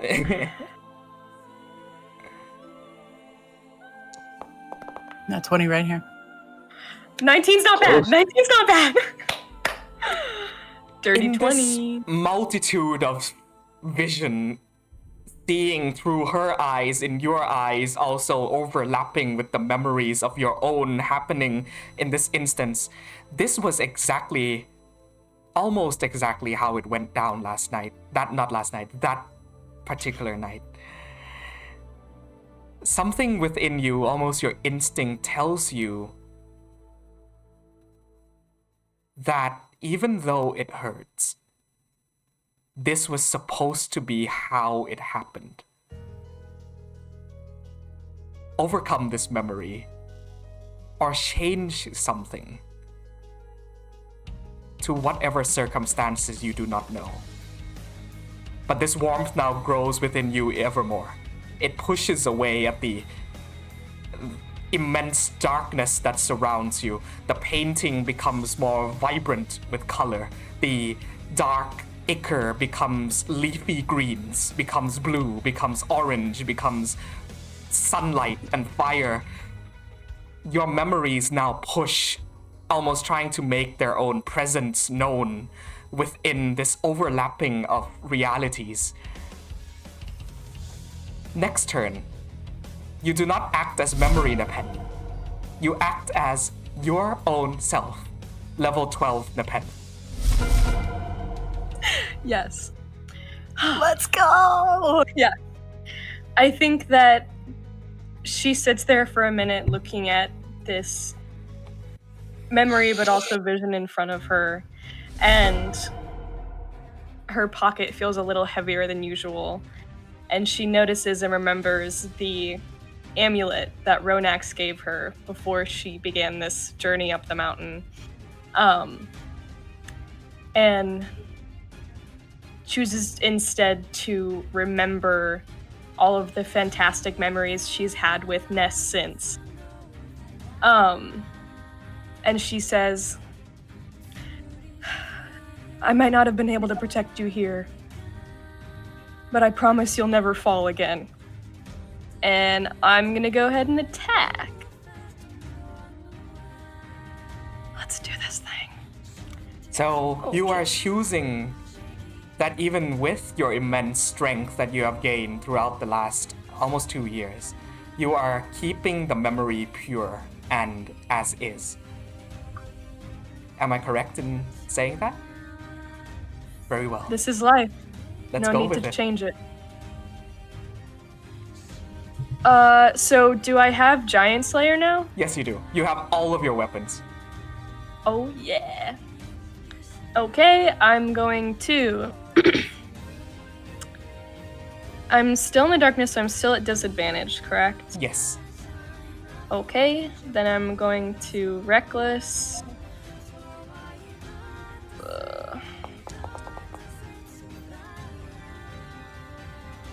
That hits.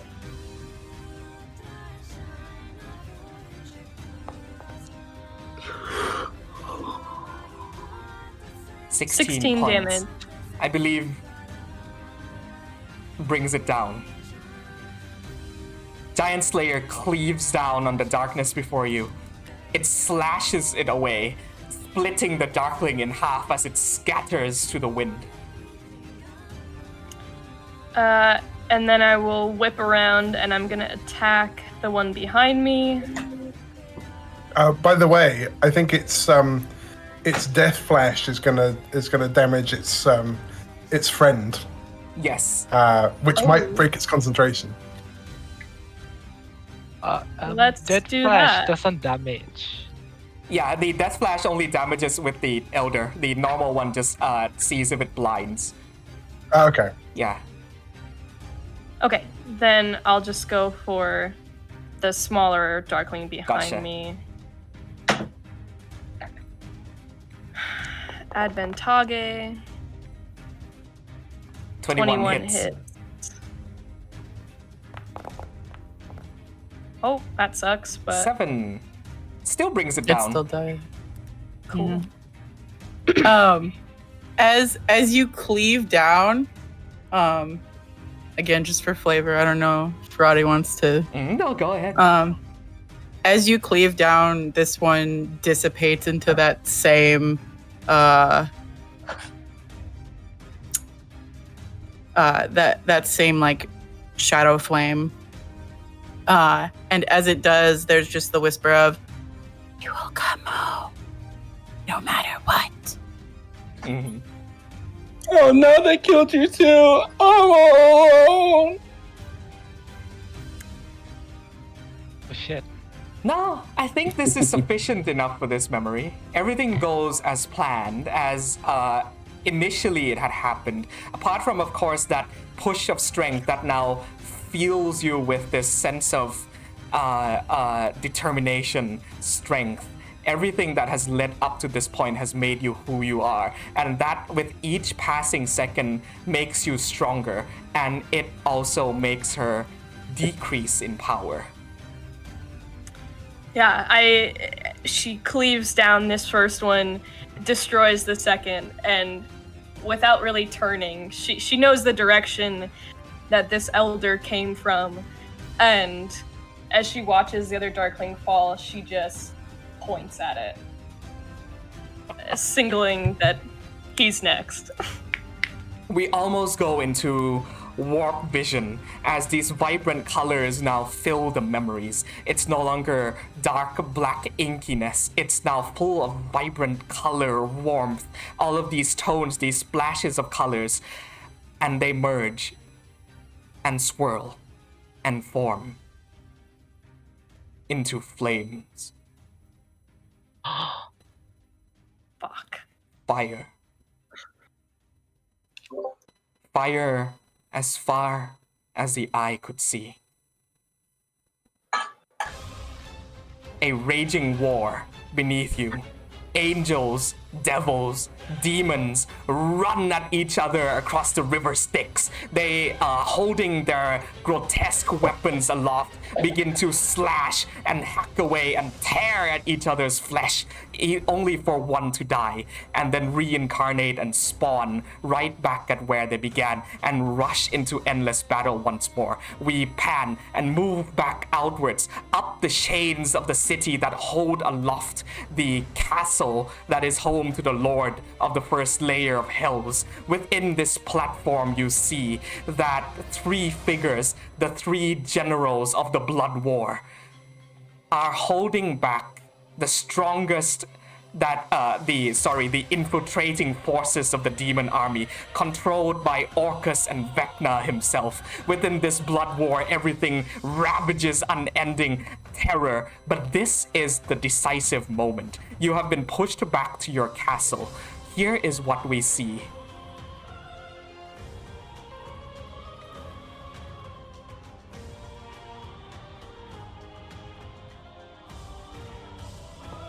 Nepenthe. The memory assimilates. Her memories have become yours and yours have been torn from hers. It only makes sense that aspects of her personality, aspects of her memory, her life, everything that has led up to her ascension, they are now yours as well. So in this battle, you are looking through her eyes. You are controlling her. Allow me to paint you the scene. The Blood War in its final stages.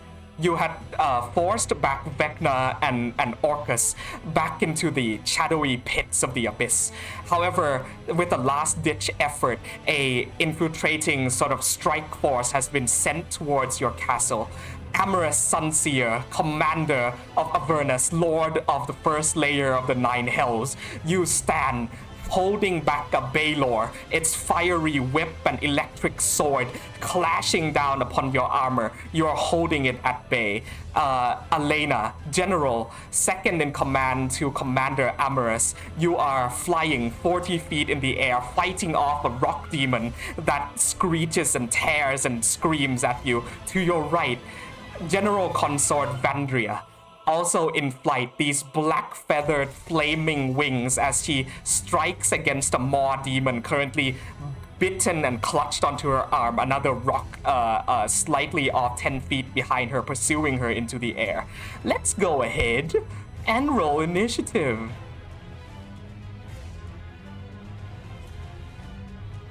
Oh, my apologies. Actually, this one, since it's a relatively larger battle and I want everything to sort of move along at a brisk pace, I've already gone and pre-rolled this initiative here. So we'll just sort of like go in order here.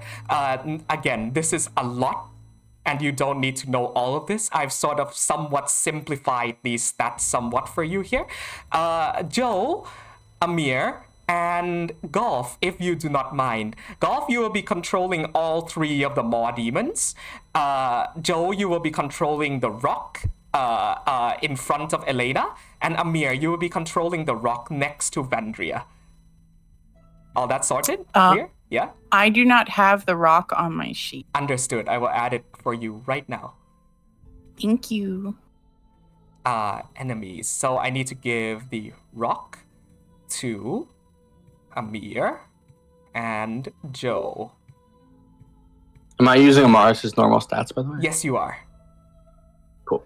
And I need to give the maw demon to Golf. Alright, let's go ahead and begin this first encounter here in the Blood War. General Consort Vandria, her flaming sword held aloft, is going to, with the maw demon still attached onto her arm, scream and yell as she strikes down with her flaming longsword onto this rock here.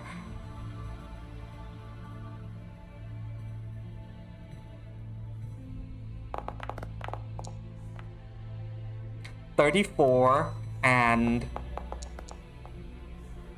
23. So that deals a total of 46 damage on the first hit.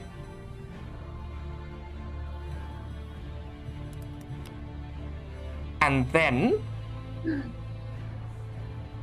she is going to, you watch as her eyes get lit aflame as she stares back down at the Baelor as she uses her immolating gaze.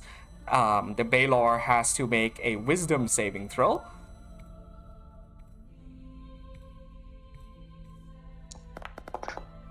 In which it fails, and thus will take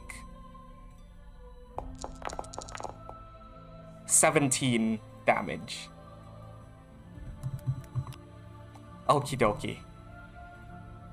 End of her turn now comes Commander Amorous Sunseer of Avernus. What do you do? I see that Elena is damaged, hurt. Mm-hmm. Cool. Then I will.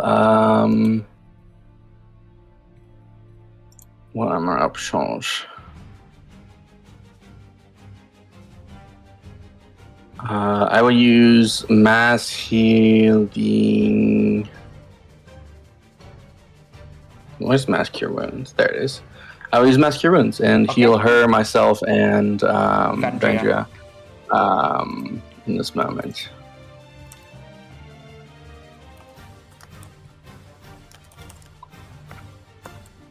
If it will roll. Okie dokie, 28 points of healing. We'll heal all three of us, basically. Okay. Actually, I don't think I can get Vandria, so just the two of us. Gotcha. I don't really care about Vandria, to be honest. And that'll be my turn. I will give her a bardic inspiration as well. Okay.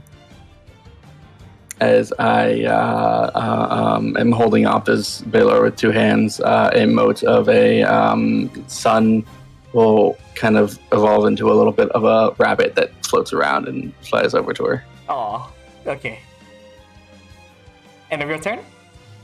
Yeah. Okay, the Baylor. First is going to go ahead and... Oh, with its fire aura, you take 3d6 fire damage, I think halved because you're oh wow, that's a terrible roll. You take 2 fire damage. Ooh. Yeah. And it is going to make 2 attacks with its longsword and 1 with its whip. Attack 1. That's a 24. And a 33. I will use a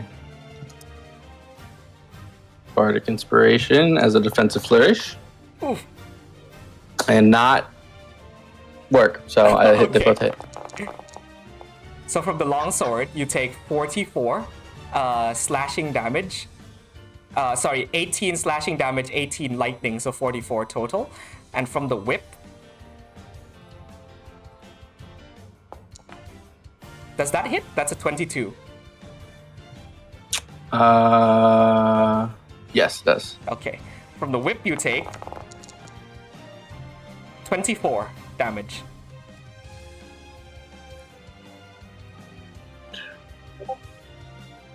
Cool. It yells at you, "Fall! Lord Vector commands it." We now go to Elena, which is under your control, Rora.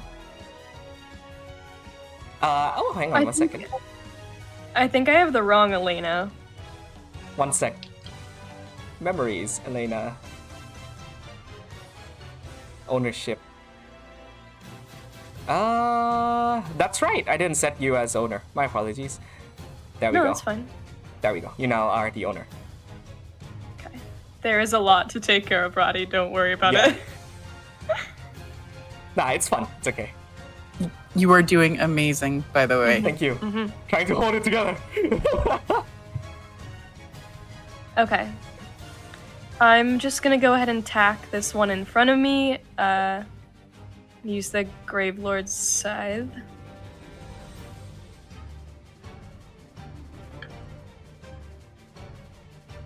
If you could, after you... Oh, Rora! God damn it. What is happening? What is happening? I would love to know. The Raven Queen is trying to stop you from succeeding, and she is failing. Well, I don't even know if us failing these fights are bad or good. Exactly. I know.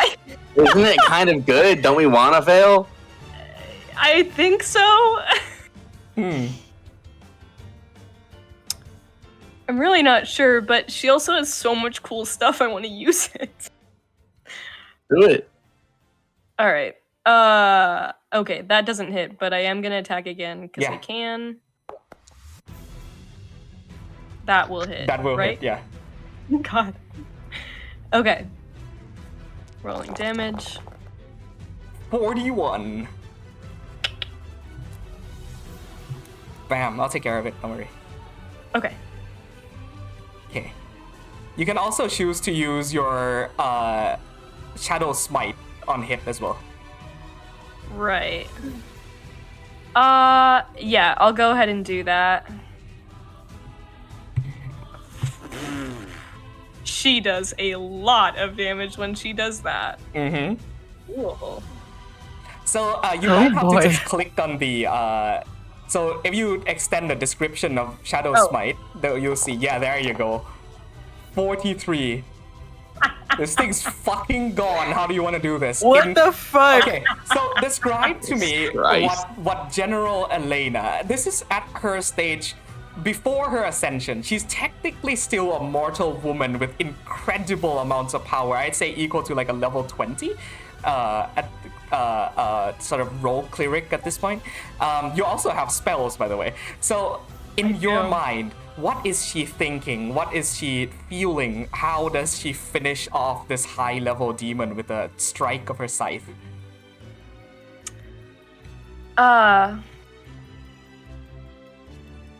I think she feels the healing energy from Amaris and kind of gives him a smile, and in like a deadly dance of a way, she spins and this scythe spins with her. And it just cleaves off this guy's head with this blackish bubbling energy as she finishes it off. Cool. It falls to the ground, split in half, unconscious. No, dead. And at that point,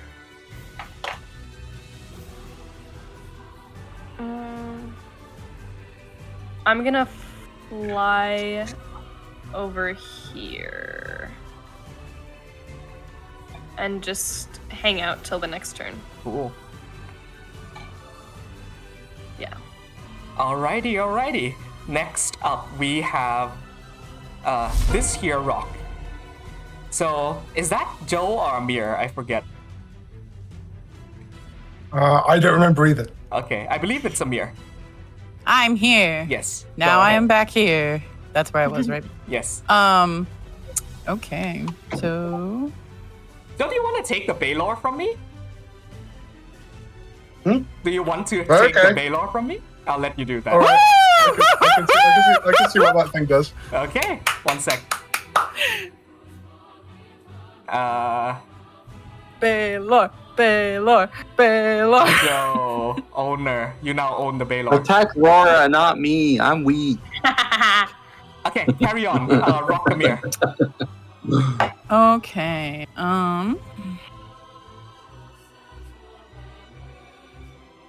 One action. No. That's boring.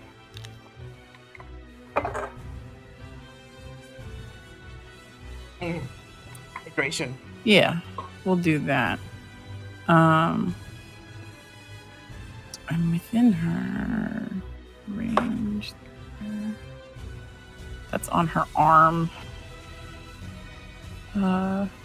This still counts as me being in range of her, right? Correct. Yeah. Yes. Yeah. It should be. Okay.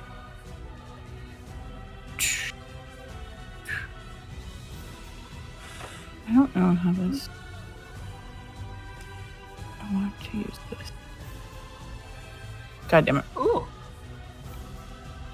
God damn it. Okay. Well, I want. Everyone within 20 feet of this rock has to make a DC 14 Constitution saving throw, which want includes the- allies. No, it doesn't. It doesn't? Anything that's not a demon. Amazing. So within 20 feet is right there. Fuck! So just Vandria, because fuck Vandria. Okay. I. Take the Let me attack look at and this thing's. let me look at this thing's stupidity. Yeah. Fuck! It's stupid. Okay. It's stupid and chaotic evil. Yeah. It absolutely doesn't care about itself. Oh well, you know that's also, fair. also, That's a valid point. Finish what you were saying. Yeah, chaos. Okay. It's gonna Also move the- there. the Baylor is just gonna like reach out a clawed hand, fiery hand, and go. Like you're summoning it to it. Okay. Yeah, so I dig that a lot. So the rock is gonna be like, ah! and try and stun these people because I moved slightly to the other direction so that it would hit both. Okay, so Elena and Vandria has to make Constitution saving throws. If you want to make it easier, you can just click the token and then you can click the DC 14 con save in the chat, so you don't have to open the sheet. You probably get Amaris as well. I know you want to. I think so. No. 20 feet. No, it's okay. No, it's okay. She already gets an attack of opportunity on him. Just barely out of range. Just barely. So Vandria saves. Elena doesn't. Oh wait, she does. Yeah. Son of a bitch. She does. You've heard these screams a million times before fighting in the Blood War. Just one more. What of it, you know? Bare minimum, baby.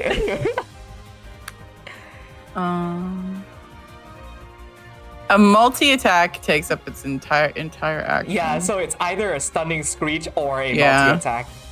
Yeah, that's what I was thinking. Yeah, I'm sorry. Well, I mean, I figured one would be better, but no, you're good. Yeah. That's how the game plays. Yeah. Okie dokie. Golf, you have a bunch of screaming, jumping teeth demons. One's on her arm, one's on the floor, one's next to Amaris. This one gonna vomit onto her face. It has a disgorge attack, of course it does. Yes. Like, yes. 11 dex save. Ooh. Oh, just saves, takes half damage. Damage. Nice, 8 points of damage.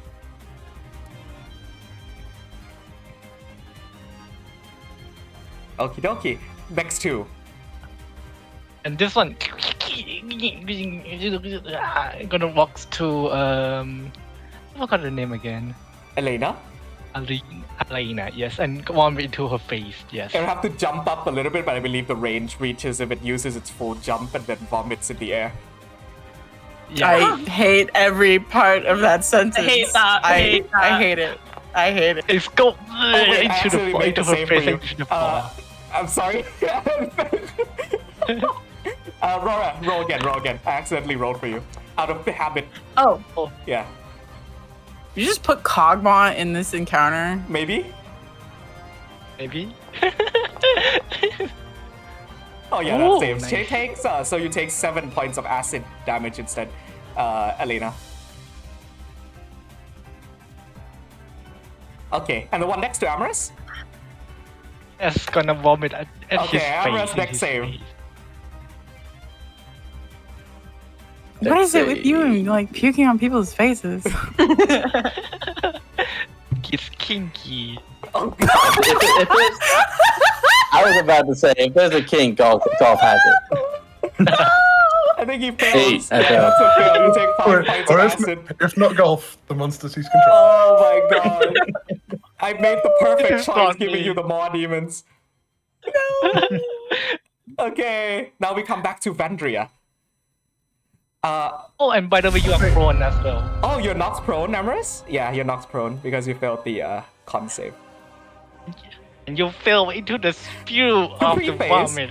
Maybe this will clear up some confusion or doubt. You have no idea how this memory went down because it isn't yours. However, there's still a chance that you may or may not stumble upon the correct solution. If something happens that diverts from the original events, the memory ends and you lose that particular exchange. So, with that established, Vandria is going to go ahead and take her longsword and just stab it through the mouth of this Maw Demon on her arm. With a 19. Jesus, on a 3. Yeah. 46 damage. What are my stats, dog? She fucking stabs through the demon, pulls her blade upwards, and it just gets engulfed in radiant hellfire and dies.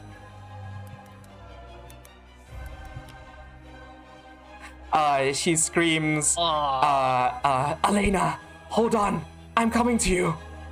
and in the near-death state that she is, rushes up towards this rock and is going to make her second attack with the flail.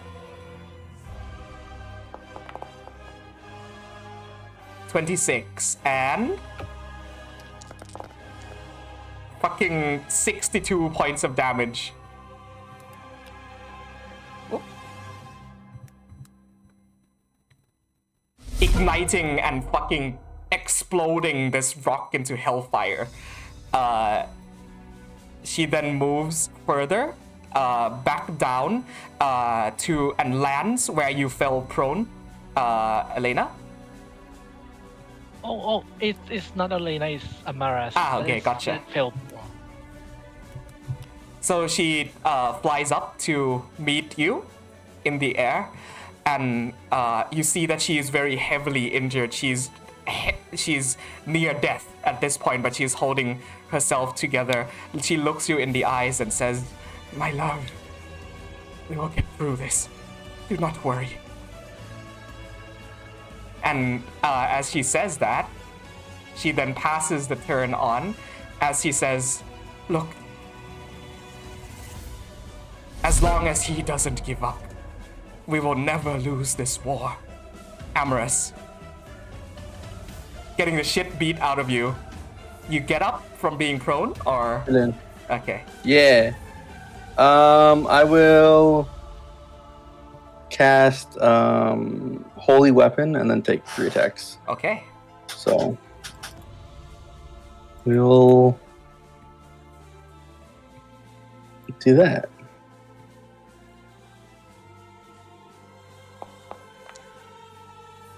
A 14 on the Maw or the Baylor? The Maw will The start Maw will with. hit? Yeah. A 9 misses though.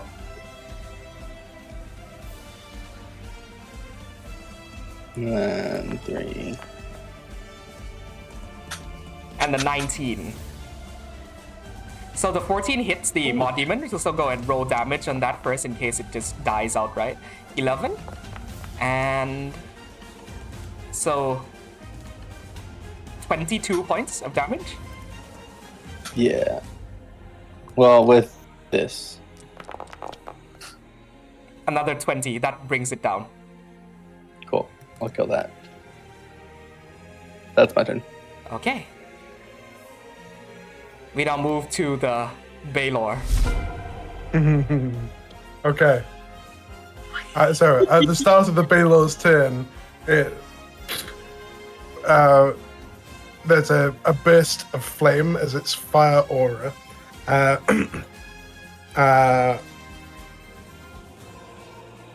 bursts out 5 feet either side of it. So everything within 5 feet takes 3d6 damage, including the Maw, because The Maw's dead. yeah, It's gone. it's expendable. Yeah, it is expendable. And it is gonna like tower over Amaris with this gleaming longsword with lightning crackling down from hilt to tip. In Abyssal, it says, "Perform it, take your bones for its throne." And it's going to strike down with the longsword. I love that. Can we get more Baylor, Joe, Joe? please?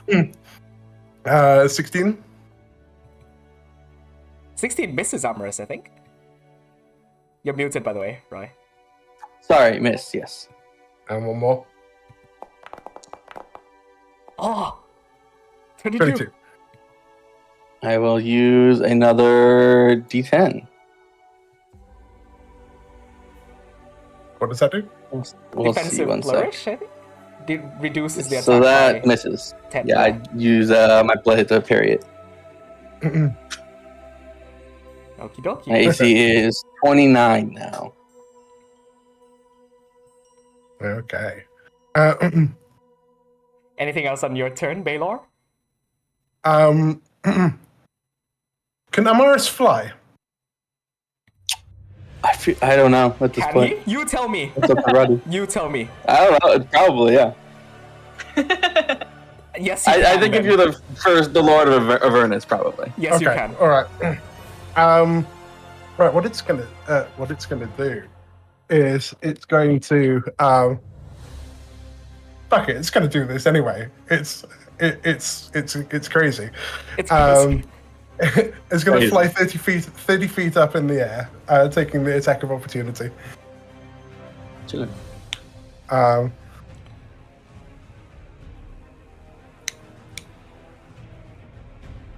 Good.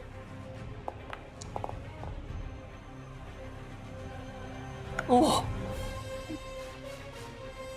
D4 plus. So 11 plus 7, 18 damage.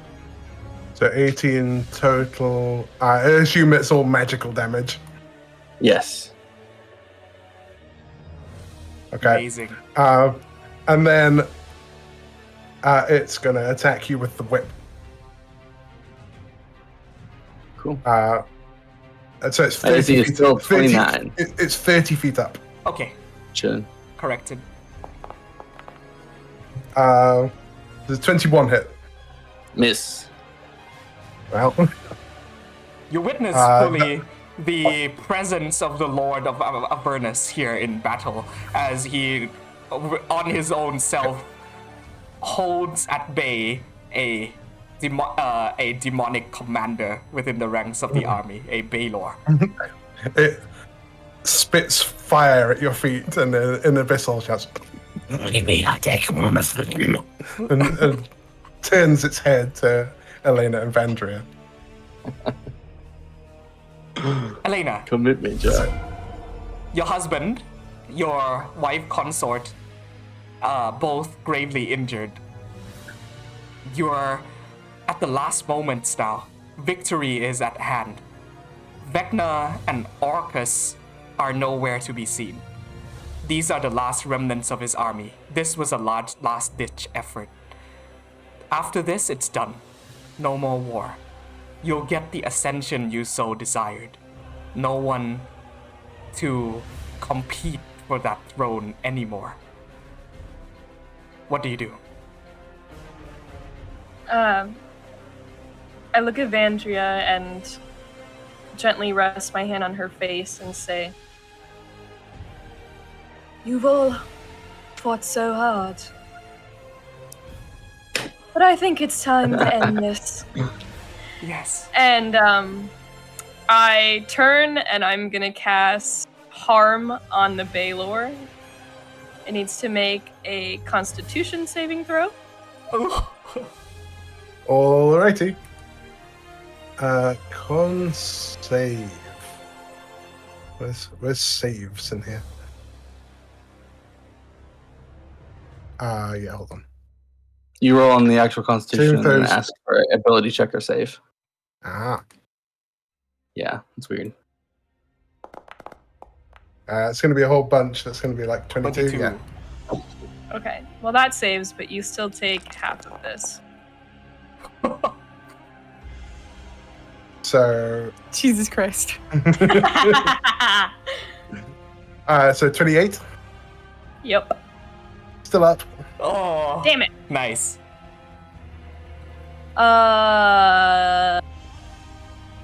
Okay, well, What sort of damage is that?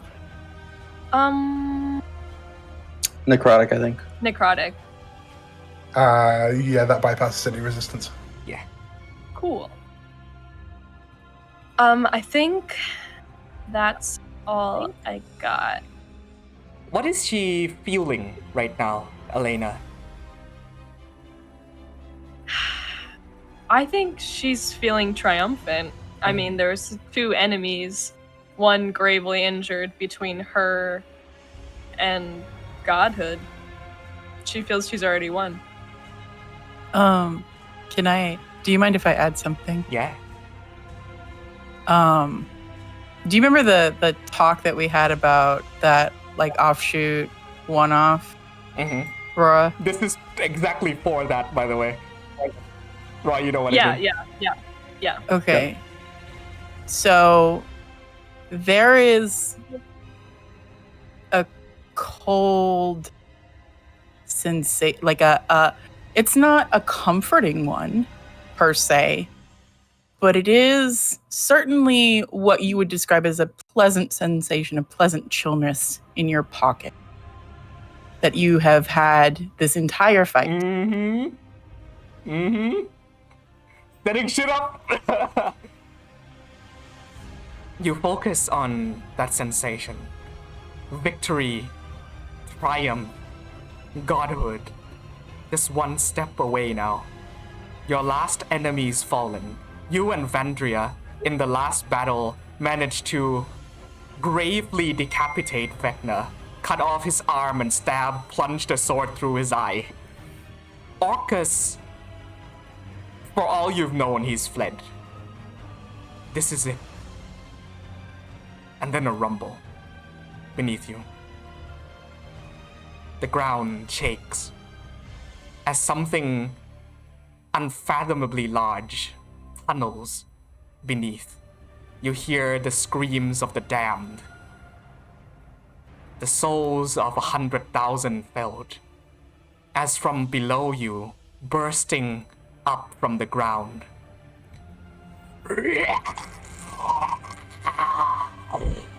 Korgeth, the demon lord of the devouring worm, splits open the earth, its maw split open, and 4 dozen hands, feet, mouth, eyes just fucking scream out from its maw as it joins the battle.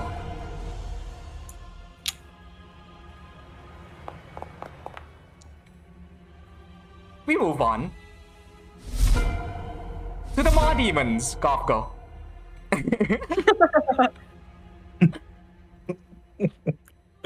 They're just going, Isn't this one still alive?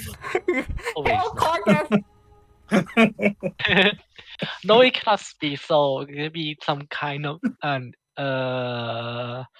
arrow speeches, and even though they are so stupid, they still know what danger is, so they will try to run away. Yeah, they will be the. Yes. So you're gonna use his action to dash and run away. This fucking. This will provoke an attack of opportunity from Korgeth, who is going to crush. You see a splat, and it's gone. God, plant. I to run away. Just like. Hail Vecna, Orcus has sent me at his Majesty's command. None of you make it out of here alive. Korgeth.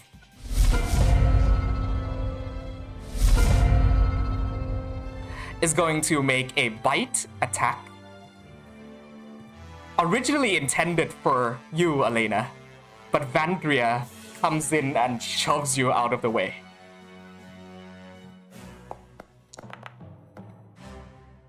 That is going to hit her.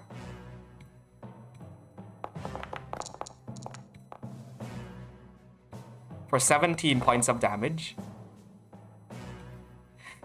And you watch as she is held within this creature's maw, as the arms and legs and feet fucking bite and grab down at her, attempting to pull her further in. Go! Run! We are in no state to fight this, my love. Leave me! Go! Now! She yells. It then makes a stinger attack on you, Elena.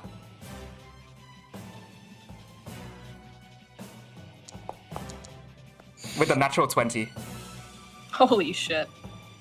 You are going to take A lot of damage. 62 points of damage. As this massive stinger emerges from the ground, and with it, it tears off half of your stomach. and make a Constitution saving throw for me.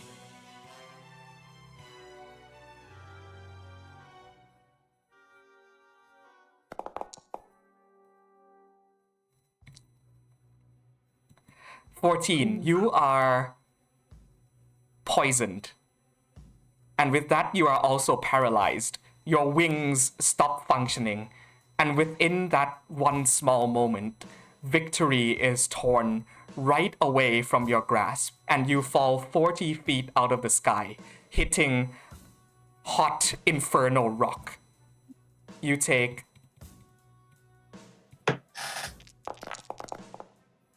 21 points of bludgeoning damage. I have a question, Roddy. This started me at 73 HP. Mm-hmm. Is that what I'm running with? Correct. It's sort of implying that you've gone through some damage already before that. Okay, then Elena is down. Yeah. You feel the hard, infernal rocks crack against your back. Your vision fades. I'm going to turn this question instead onto you, Rora. Was this how it originally went down?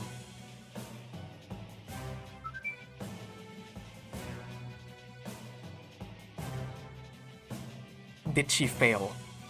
Did she lose right before the moments of accomplishing whatever battle this was? Did she fall in this very last stage, only to be brought back later?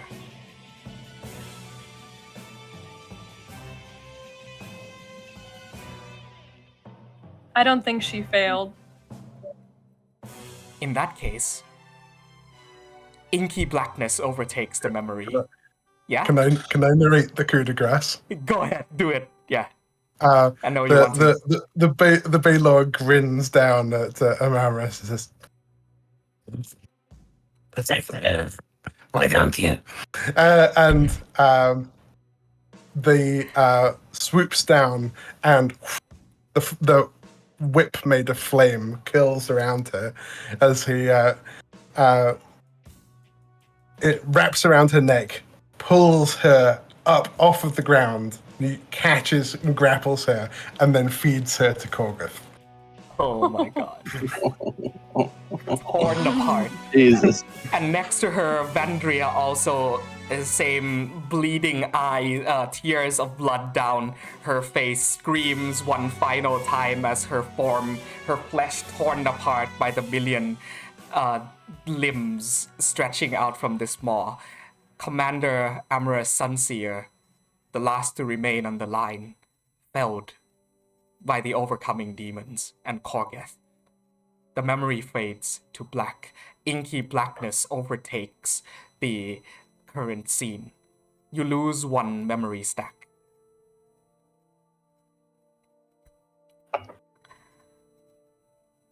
Fire gives way. Everything goes dark. But not dark as in night. Dark as in depth. Fire gives way to water. Water rising up into a massive ocean as far as the eye can see. You are floating. Not above water. Underneath it. A great roiling serpent in front of you. The Demon Lord Korgoth, this slithering worm of limbs, starts to melt and shift away into blue paint. You are back in the Pent's Eye again. In a place and a time where you know exactly where you are and what is exactly about to happen.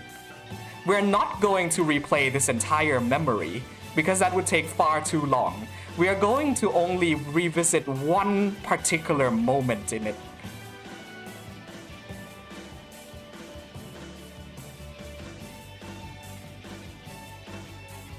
The city of Almeria Lys, deep beneath the tides of the world sea, the Leviathan that threatens to destroy and drive its people out from these walls. You hear the roaring golden cannons of the Magna Ares fire from behind, plunging these spears of golden thunder into its watery form. Your friends all gathered up fighting against it in this whirlpool of water. Nepenthe, back in your own body, you know exactly what is about to happen next. But my question is, do you let it? In this exact moment, Akil, who is already on death's door, was about to take a fatal, crushing blow from a slashing whirlpool. And this is happening in almost slow motion right in front of your eyes. You watch as Tiber raises up a shield, jumps in the way, and pushes him to the side. The tail comes thundering down, about to crush his form and end him forever. What do you do?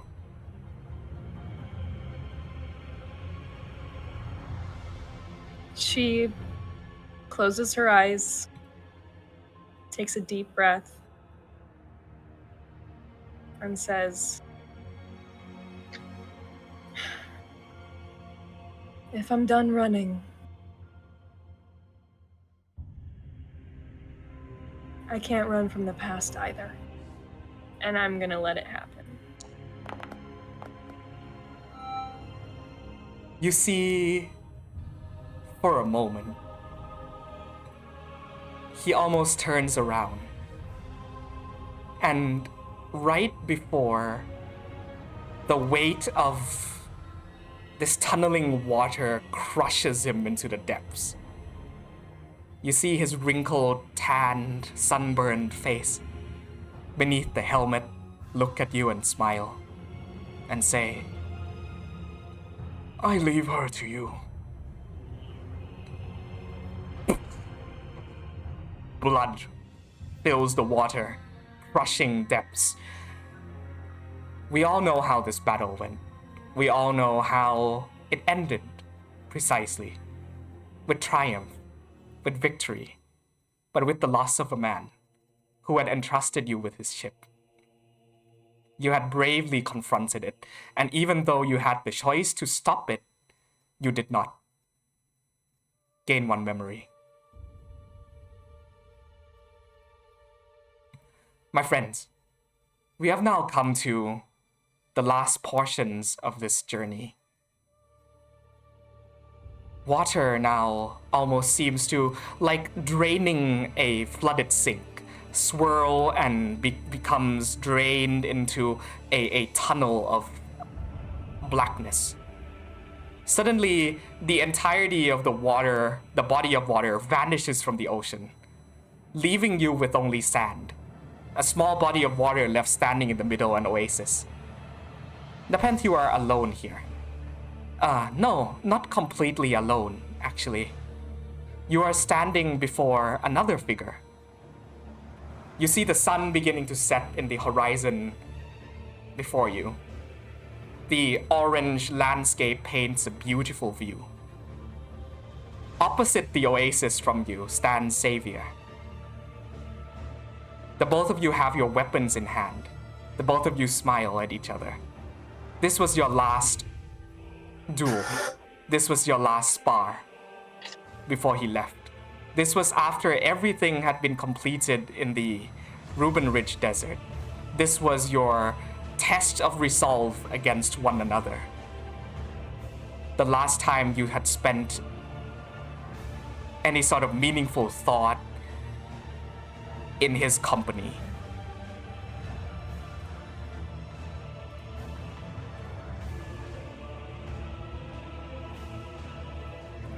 You ready? Aren't I always? I need the both of you I don't know. I've been trying out some new moves. I think I'm ready. to roll initiative. Oh, yeah. All right.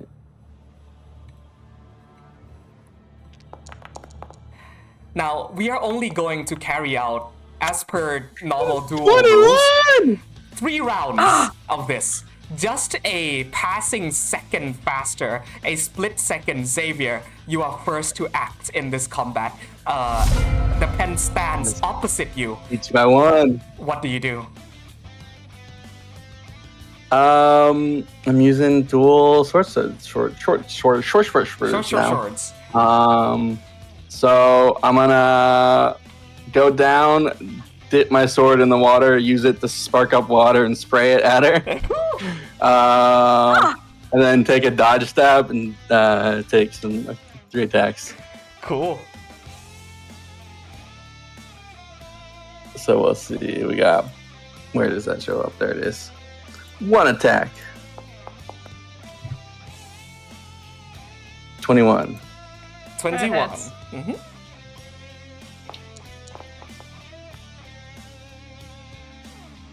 20.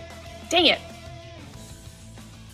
See, I hit more, but I don't hit hard. Hard. You hit and I die. And 19. Those all hit, yeah. I tag you 3 times. I don't know if we're doing damage, but We are. okay, cool. 3 Then- rounds. Oh, I have to do that more. Boop. I don't want to roll the attack again. Let me do the not every roll. I do believe you can just hang on a sec. So if you expand the description, wait, no. Nope, doesn't work. You have to just roll damage. Yeah, Just roll apparently damage. it's Yeah. weird. I don't know why that happens. There we go. Let's do that. 11. There you go. 28. I tag you 3 times. I do as I splash you with the water, I use that into a side swap, hit you twice, drop 1, and tag you on the other side. Yeah. All with the blunted edges. How much damage is that total? 28. Do you wanna? Okay. I'll let you choose if you wanna be taking this, Joe, because you in the scrying that Ambrose That's is so showing, funny. You're seeing that. Okay, this is a more. This is Sparring. Yeah, this isn't a deadly memory. Okay. This is theoretical damage. Yeah. Yeah, exactly. Okay. Fair enough. He does that, takes those 3 attacks, takes a step back defensively, and goes, I call that one splash. Oh, you call that splash. Yeah, it's very creative. Alright, here's something I've been working on. It's called hit.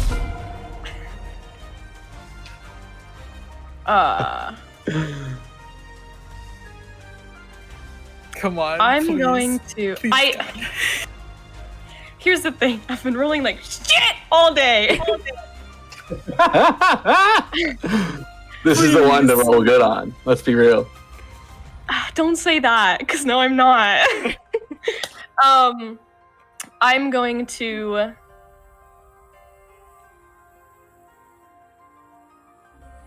I'm gonna reckless Great Weapon Master. Cool. I think she would in this moment, and also I think I did back then, so. Because there's no point in training him if he's not gonna get hit hard. Yeah. Hits. And then. Same again. Hits. 18 hit you? Cool. Yeah. So we're just gonna. We assume that- agreed early on. We agreed early on, no magic. Does this count as magic? No, me. I like shield or anything. So. What does it say? 'Cause if you shield, you just fucking cook everything. Yeah, My character I never had hit by melee. So 25 plus Ooh. 34? Oh, Yeah. 34. describe the How do you attack like for me. that? Paint me a word picture. You like swing down, and what happens? Yeah, she runs up and kind of like whips it around her head and hits him in the side with the flat of the axe. I don't like it. I think it's boring, and I don't think it's fun. I think it's not good. You don't like it? Maybe you didn't get. I think hits. I think you needed to move. That one's getting old. Really? Okay. Well, try again and see how you like it. No, I don't really. Around again. Are you sure? Yeah. You don't like Yeah. All right. Okay. You know what? Here's what I was thinking, and I kick more water at her. Absolutely kick more water at her.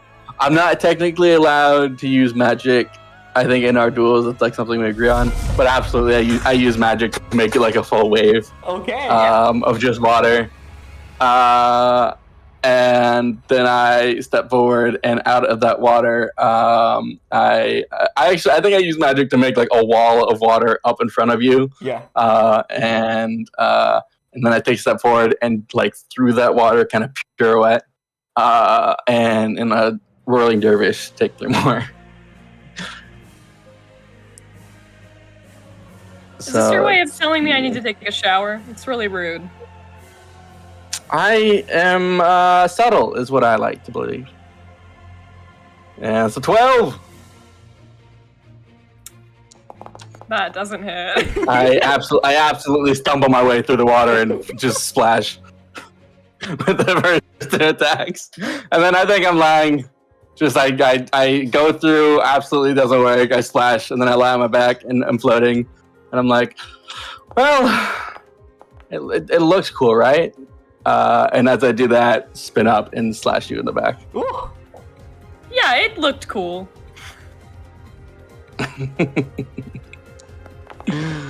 For 10. Okay.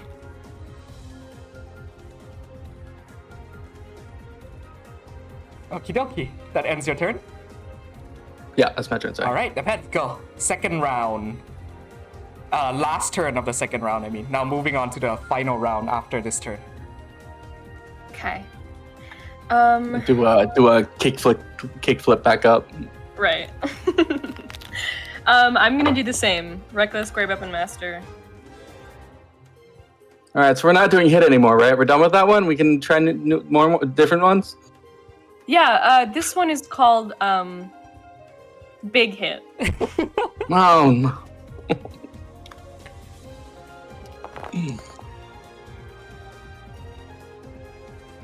Miss. Yeah. I was gonna say, I don't think that one hits you. That will, though. That one hits. I miss these sparring sessions. These are fun. 21 damage. All right. Alrighty. Does that bring us into the final round? Yep. Yeah. Okay, Xavier, this is Yep. it. All right. Cool. We'll go for 3 more.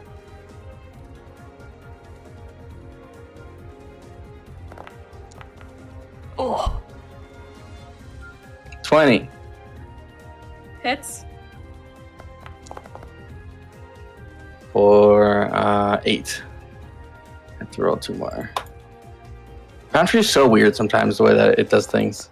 It's very optimized in some things, but all right, 20, and then a 25, and a 27. Love to see it. Mhm. You guys are fucking busted, bro. Yeah, What the dude. hell is this? No.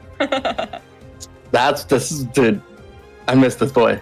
Oh god, I have to roll it again. Play him again. This doesn't matter. I'm down. Sorry. Damage. So 8, 10, 11. Slash 3 times. What does this last Trying to make you spin in this last one. Like moving, like kind of shuffling like all the way around you in a circle, tagging you throughout. All right. We now come back to the pen for the last turn of this memory. All right. You're Same dizzy. thing. You're dizzy. You're dizzy. You can't see me. Where am I? Who knows? I don't get dizzy. You're dizzy. Just believe that you're dizzy. It's fine. Sure, I'm dizzy. I'm not gonna Great Weapon Master for this one. I'm just gonna Reckless. Because I wanna hit. Oof. Okay, 19. Hit. Funnily enough, you are dizzy. I know. She's lying. She is dizzy. Yeah. I think you're dizzy. 15 damage. I'm pretty sure you won if we're going by damage. I did the math. Damn. Read it out to me. What was the score? What was the score? The score, you did 67 and I did 8. Ooh. Ooh. As of Damn. your turn, I needed to do 2 more points of damage to beat you. Shit. So I would imagine at the end of this, one of you are knocked down, and the other extends a hand, offering to help them back up. Doesn't quite. Oh, really- you absolutely Yeah. wallop me into the earth. Just describe to me what happens at the end of this scene as it begins to now pan upwards, leaving this behind. Nepenthe grabs his arm and yanks him out of the water. Oh, told you were dizzy. Fuck. Yeah, I was a little dizzy. Hey! Otherwise, I would have hit progress. you harder. So, I'll take it. but hey, good job. And she like tussles his hair. Thanks. Yeah, it was looking a You did little alright, I guess. polished. You did okay. Oh, thank you. Thanks. Yeah. I can give you a couple pointers if you want. I look forward to it. Their conversation sort of fades off into the sky. The sand rages, but instead of yellow, they become white. The water at this small pond, an oasis, freezes over. The two of you stand in the midst of a snowstorm, but no longer yourselves.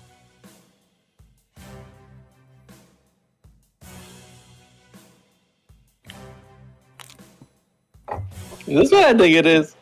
You betcha. That's very fun. Oh my god. That's very fun. Now, this last one does not have to turn into a battle, but it absolutely could, depending on how the two of you play here. Allow me to describe you what is happening. Amorous. The blood war resulted in a win, but not at zero cost. Something happened. Things didn't go according to plan. There was originally supposed to have been 3, let's just say, vacancies. But now there is only 2. Amidst all of this, the two of you had a child. A blessing to the two of you, born amidst this long winter. Of white hair, of blue eyes, of her mother's skin, and of her father's fierceness. However, at the tail end of this long, long winter, the two of you stand at an argument, a separation. Elena, you plan to ascend, of course. That has always been the plan. But not with him. You and your daughter, the two of you, will ascend. You are leaving him behind. Amorous, she has broken a promise. You stand there looking over the frozen lake. Heartbroken. Your daughter, holding her hands, clasped tight, she trembles, not in cold, but in fear. She looks up at both of you and says, Mother? Father? Why are you fighting? There is this deep silence that takes over. The howling of the snowstorm almost goes quiet in the intensity of these two demigods, almost near ascension, just one step away, and the only thing standing in your way is each other. In the last moments of your marriage, your relationship, your mortality, what happens here? I think in his frustration, Amaris kind of snaps his fingers, and this divine energy sputters for a second as he's trying to control his emotions, but snaps again, and that same kind of divine little rabbit out of sunlight appears despite the circumstances and the blizzard, and he holds his hand out as the rabbit begins to pounce all around the situation around Oral, and he says, "Oral, my love, just play with the dear rabbit. Your mother and I will figure this out." Make a persuasion check.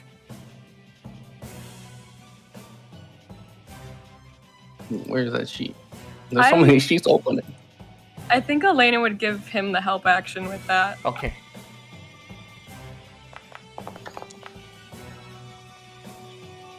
$29. She looks back at Elena, looks back at her father, gulps, nods, and without saying I just much, sent her chasing off after this rabbit as it runs after the across. rabbit. Yeah. So, Elena, you cannot do this. This is what I was. This was the plan, sure. It was what we wanted. You can't separate us. This has taken too long. You've sacrificed too much. I have It's sacrificed. not worth it. Not worth it. Not worth it. This is the only thing that's worth having.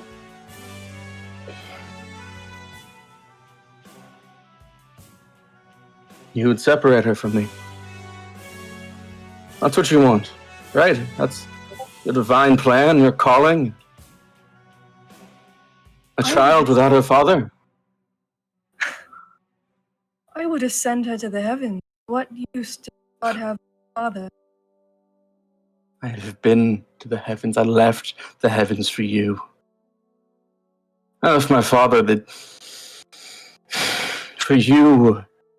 And now I see I left them for her.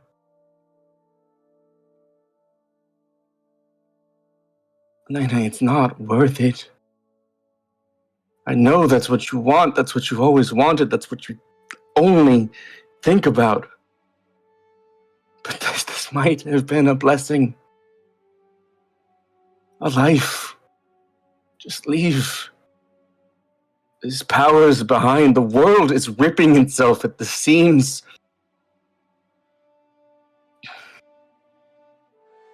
God or not, it's all falling apart.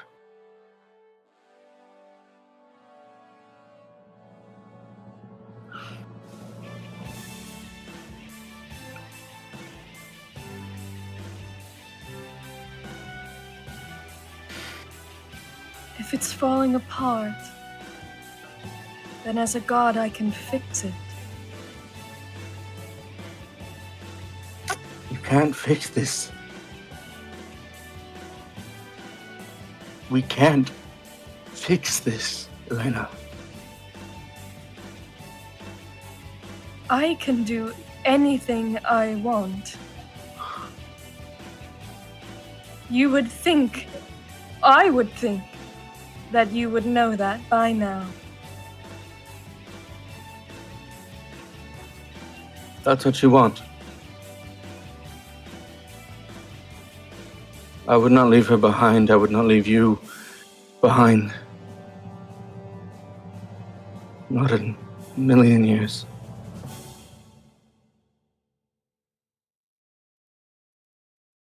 Then you're always welcome to pray to me. If you really loved me, you would have known all along.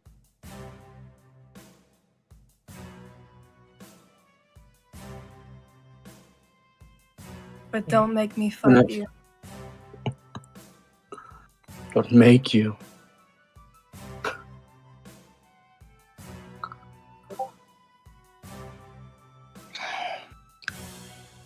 You never really loved me, did you?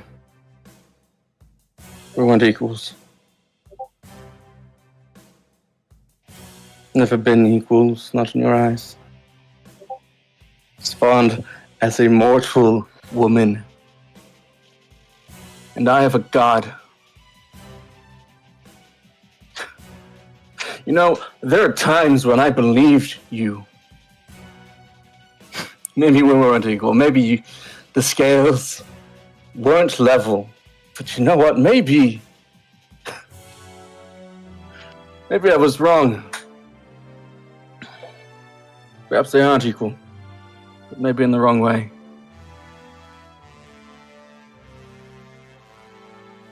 Maybe you're below me. Not the reverse.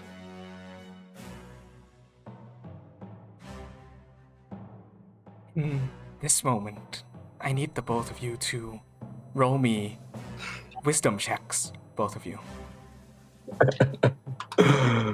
That's fun. I love to be dramatic with my friends. Oh my god. Checks? Or saving throws? Wisdom check. Just a check. Aye. Ooh, 21. 23. 13. Damn it. Let's do the higher first. Remnants of your divinity, your countless ability of life, Amorous. Visions flash before you of the future. The future exactly how it is going to play out. The future of how you would lose her. The future of how you would be left behind. How she, in ascending, would get what she wants, but would very soon thereafter perish in the greatest calamity known in history. And how you would survive that.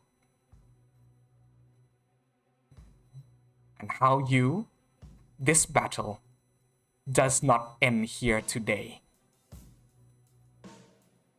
but 2,000 years in the future, someplace else, somewhere else. Elena, ascension. It's what you've always wanted, from the moment you were a mortal. Death is not real within this world. Why live a life of such mundane meaninglessness? The world is falling apart due to this perfect order. You've fought this far, this long. You've gone to the hells and battled armies of demons. You've left behind Vandria. You've died and was reborn countless times. You possess the ability to grant this world the gift that it always deserved. True death. Break the cycle at all costs. Ascend, even if it means leaving the love of your life behind. What do the two of you do?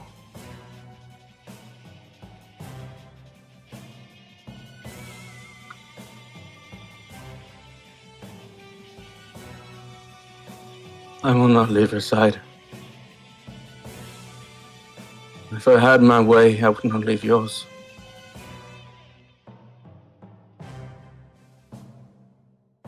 But I don't think I'll have my way. Tiki unsheaths the blade. As so many times before.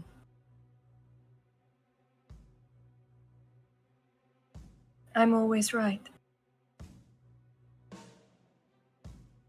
And I did love you. But I suppose I'll have to set that aside. And I'll pull out my blades.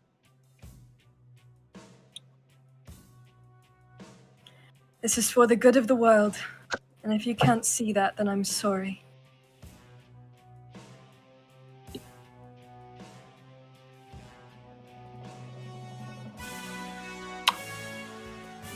Don't have anything else to say. We close on this silence. She walks away. I think I Sorry, go ahead. I think this fight looks like it's happening. I look off as Oral is playing with this rabbit, and I begin to send it off further into the woods. Just send it chasing off after it. We all know. As we step forward. We all know how this ended. We all know who Amris becomes 2,000 years later. In pursuit of that same fate, destiny, who knows? We all know what became of Elena, the Raven Queen. And we all know where it comes to today. The 10th. Gain a stack of memory. How many total do you have? I don't know if I've been counting these right. That's okay. Approximation. She's at least 4. I think I have 4. I think you have 4 to 1 or something like that. That sounds about I right. think you have 3 because you lost one. Did Nepenthe lose one or did Elena lose? You lost one. I think we're because- counting all of these as I yours. lost one. As yours. You lost one. Are you Okay. sure? I thought that one was the Raven Queen being No. chased down. The point made in there was that she has gained the Raven Queen's memories to the point where it's indistinguishable whose thoughts they were in that exact moment. And so if a sequence hadn't played out as it would have originally, she would have lost a stack regardless. I see. Okay. Yeah. So I I think you have gained 3 and I lost 1. Gotcha. So you stand at 3 right now? Yes. Okay. That makes a difference.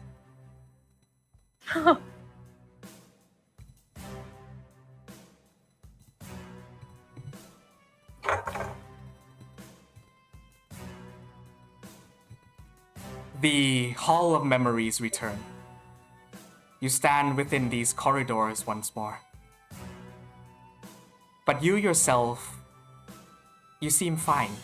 In fact,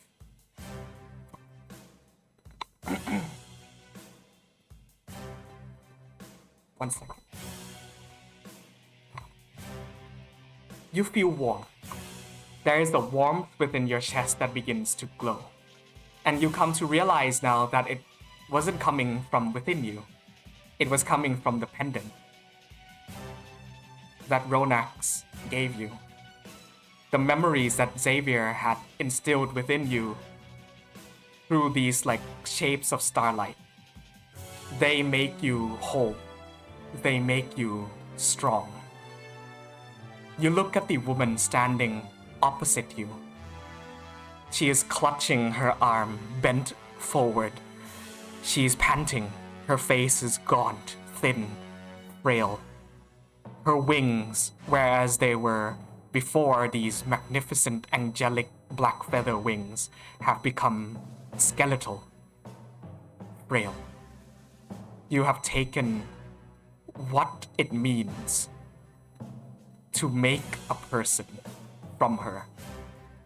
Memories make her strong, and you've overcome most, if not all of them. So she stands now before you in this weakened state, gasping, says, "No, I'm always right. You are not meant to be.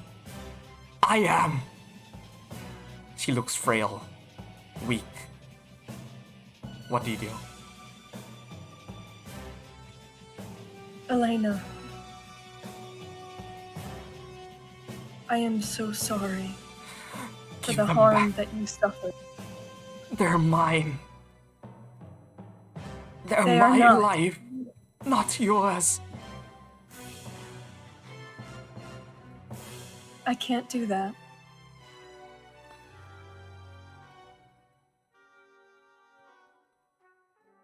She It's time for you to rest. reaches for her scythe, but in doing so, swings forward and collapses to the floor, the Grave Lord's scythe clattering onto the ground. She pants. Not let it end. It will never end. I will never end. Go ahead and make a perception check for me. Okay. Shoot.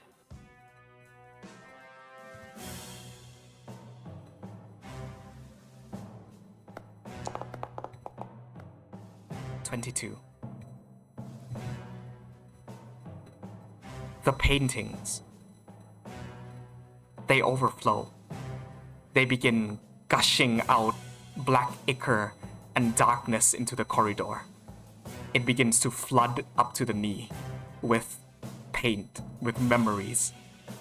Everything is beginning to break away. You watch as the corridor begins to become tattered, broken. It breaks off into pieces. You're standing amidst a sea of twilight stars. These two platforms holding the two of you aloft. She begins to clutch at her scythe and supports herself back up, knees and arms, weak, frailing, shaking, her wings feathered, broken. She cries tears of black as she looks towards you and says, "So this is it then. One final stand against the imposter that would become me. Know this. I am Elena Greymore. I am the Raven Queen. I am the Dusk Maven, the nameless one at death's door. I am death herself."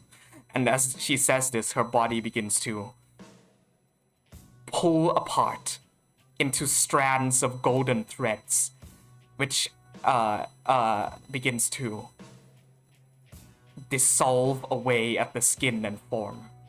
The memories flooding out from the painting converge. They begin to overflow and, in a singular direction, move, and they begin to give her form. These memories of your shared lives, whatever remains of it, she is taking, but not the ones that truly matter. And so these hollow memories begin to take shape. Far off into the distance, there is darkness. And everything goes black.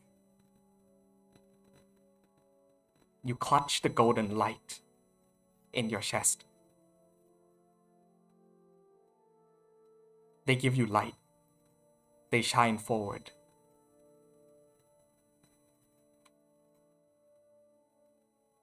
The pet. Exactly how this battle started. As she moves further away and the corridor stretches into infinity, you look beyond that, and you see a house. You see a cottage, a campfire burning in front of it. You see the silhouette, the shadow of a man. You see trees and leaves. That this shrubbery, this canopy, shields you from seeing fully who this man is. But you know, You know what moment this is. The last memory. Do you walk forward into it? I do. One moment. The music says yes. So that's what I'm doing. Music says yes.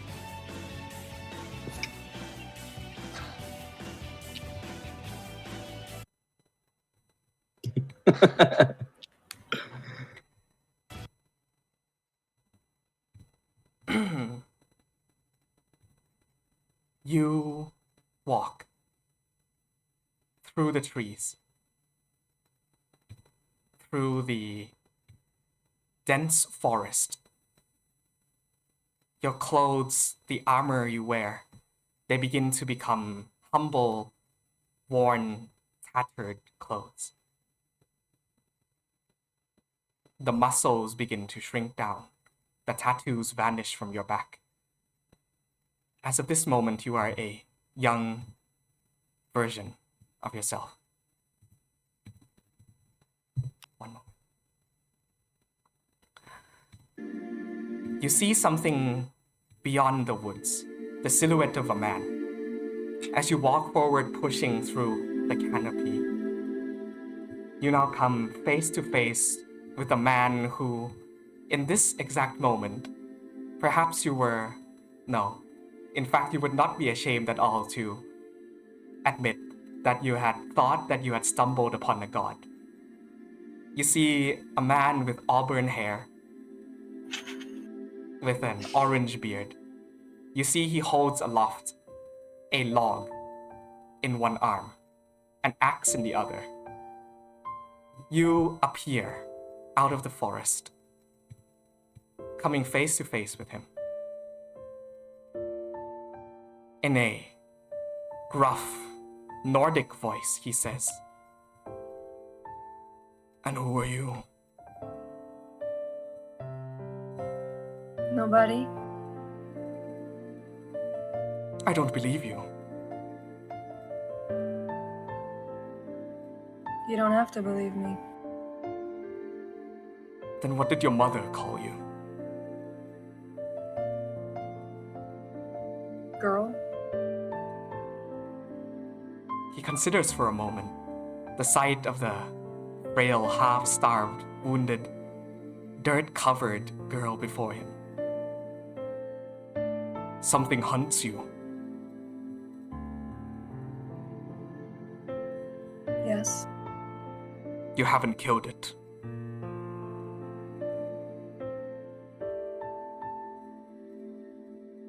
No. "The town will keep them at bay. Are you hungry?" She shakes her head no, but then there's just a loud, almost comical growl from her stomach. He stoically lets go of the log. It falls to the floor. And he places his cloak over your shoulders, putting the hood up over your head, as he leads you into this house.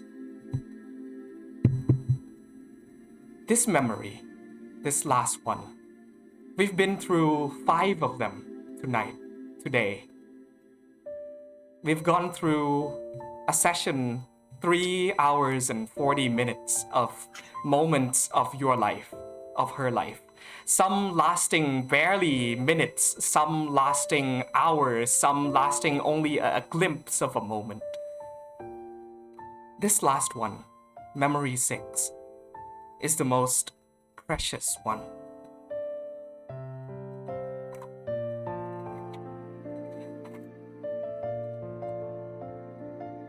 You spend 100 years here.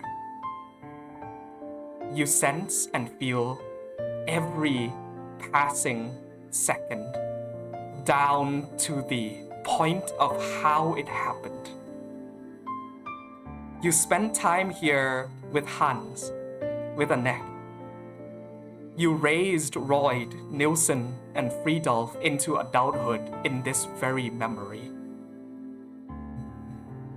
You remember the dance, that you shared, the moment that the two of you fell in love. You remember the night that they came, the night that they almost brought harm to the children, the kiss he placed on your shoulder. And you remember the 62 years you spent in this house, and you relive every second of it. The 10 years after the 10 years that you loved him after his passing, you relive the sort of almost pompous optimism of Hans, the caring mother figure that is Anek. You relive the blight that took her and the disease that took him a month after. You relive the 15 more years you spent after he died. The 3 boys that you raised, who grew up, who fell in love, who left.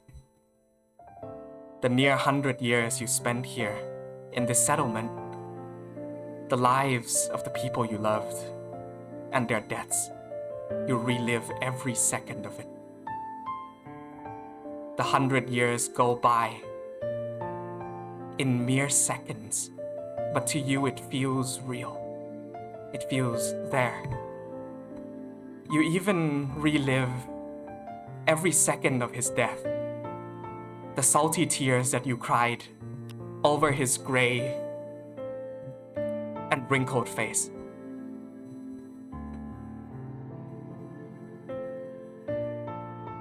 Your most precious memory. And when you come to the end of it, you leave the house. You walk off into the brushes, and you see the same silhouette of a man holding a log on one of his shoulders. You approach,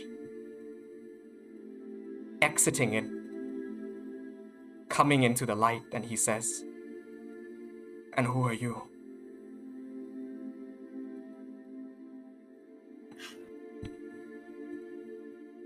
I'm nobody. I don't believe you. Good. Now, I could take the time and repeat what I had just described earlier again. Every moment of those 100 years, 62 years that you spent with him, and thereafter, you can stay here and experience it as many times as you like. But here's the final question. Would you rather stay here forever in this most precious space of yours, never ever having to leave and face the hardships of the world without them ever again? Or are you going to do the hardest thing you've ever done in your life one more time? I think I would rather let you tell me what happens at the end of this last memory.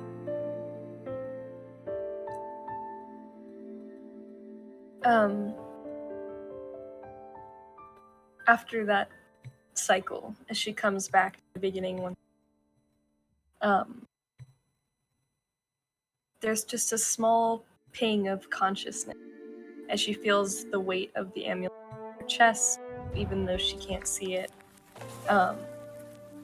And she looks down at her left hand, and throughout her time with Alabrath, either in sparring or in some strange accident, she got a cut on her left ring finger that turned into a... And in the very beginning here, when they first met, it's not there. And she kind of looks at herself, and the lack of scars, particularly that one. She sits there And she thinks under his gaze and ultimately smiles and says, almost to herself,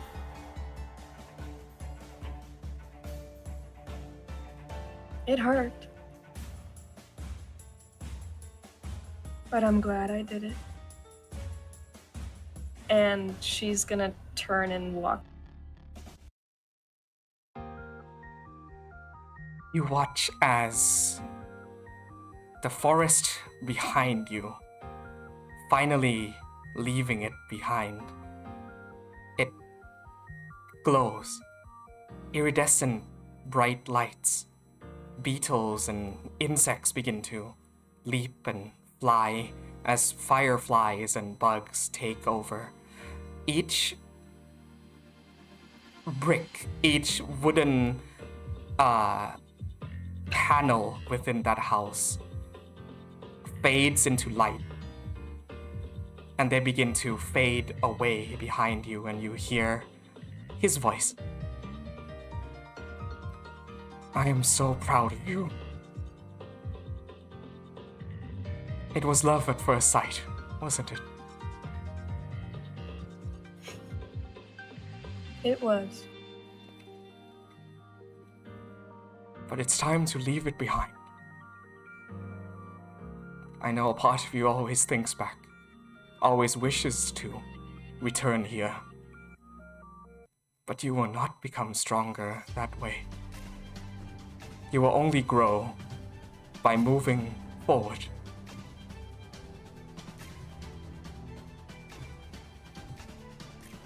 No matter what she does, no matter what she takes, she can erase you from my mind. She'll never take you from my heart. He smiles. "So go then. Goodbye, Show my that love. woman what it means to be alive. Ingrain it into her mind, her heart, her soul. That life, that death, all of these things, they are part of us, even if she wants to desperately be rid of them. Go, my love, to eternity."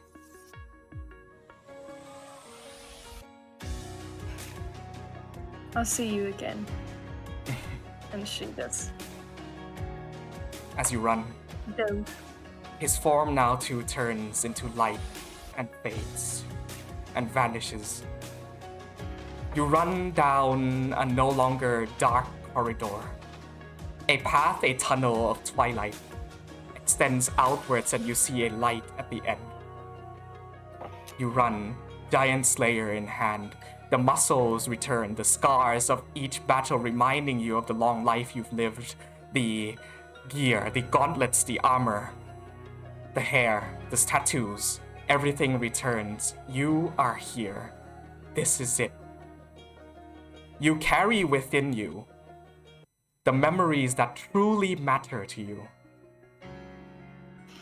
The important ones are within you, but the ones that aren't. The rest of what makes up this almost 2,000 years of her life and yours, it begins to take shape. It begins to form into what she had become.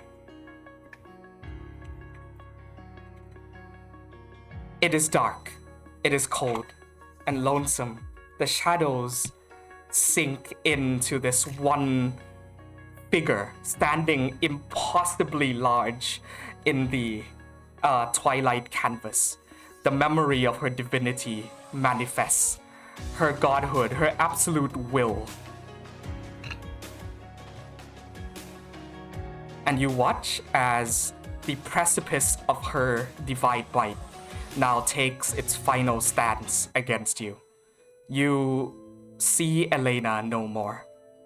You stand before the Dusk Maven, the matron of ravens, the queen of the air and darkness. You stand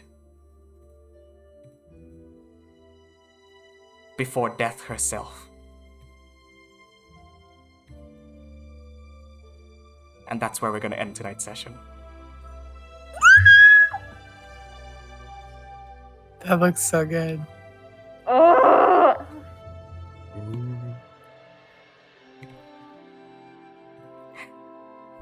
Oh my Holy god. shit. Is that like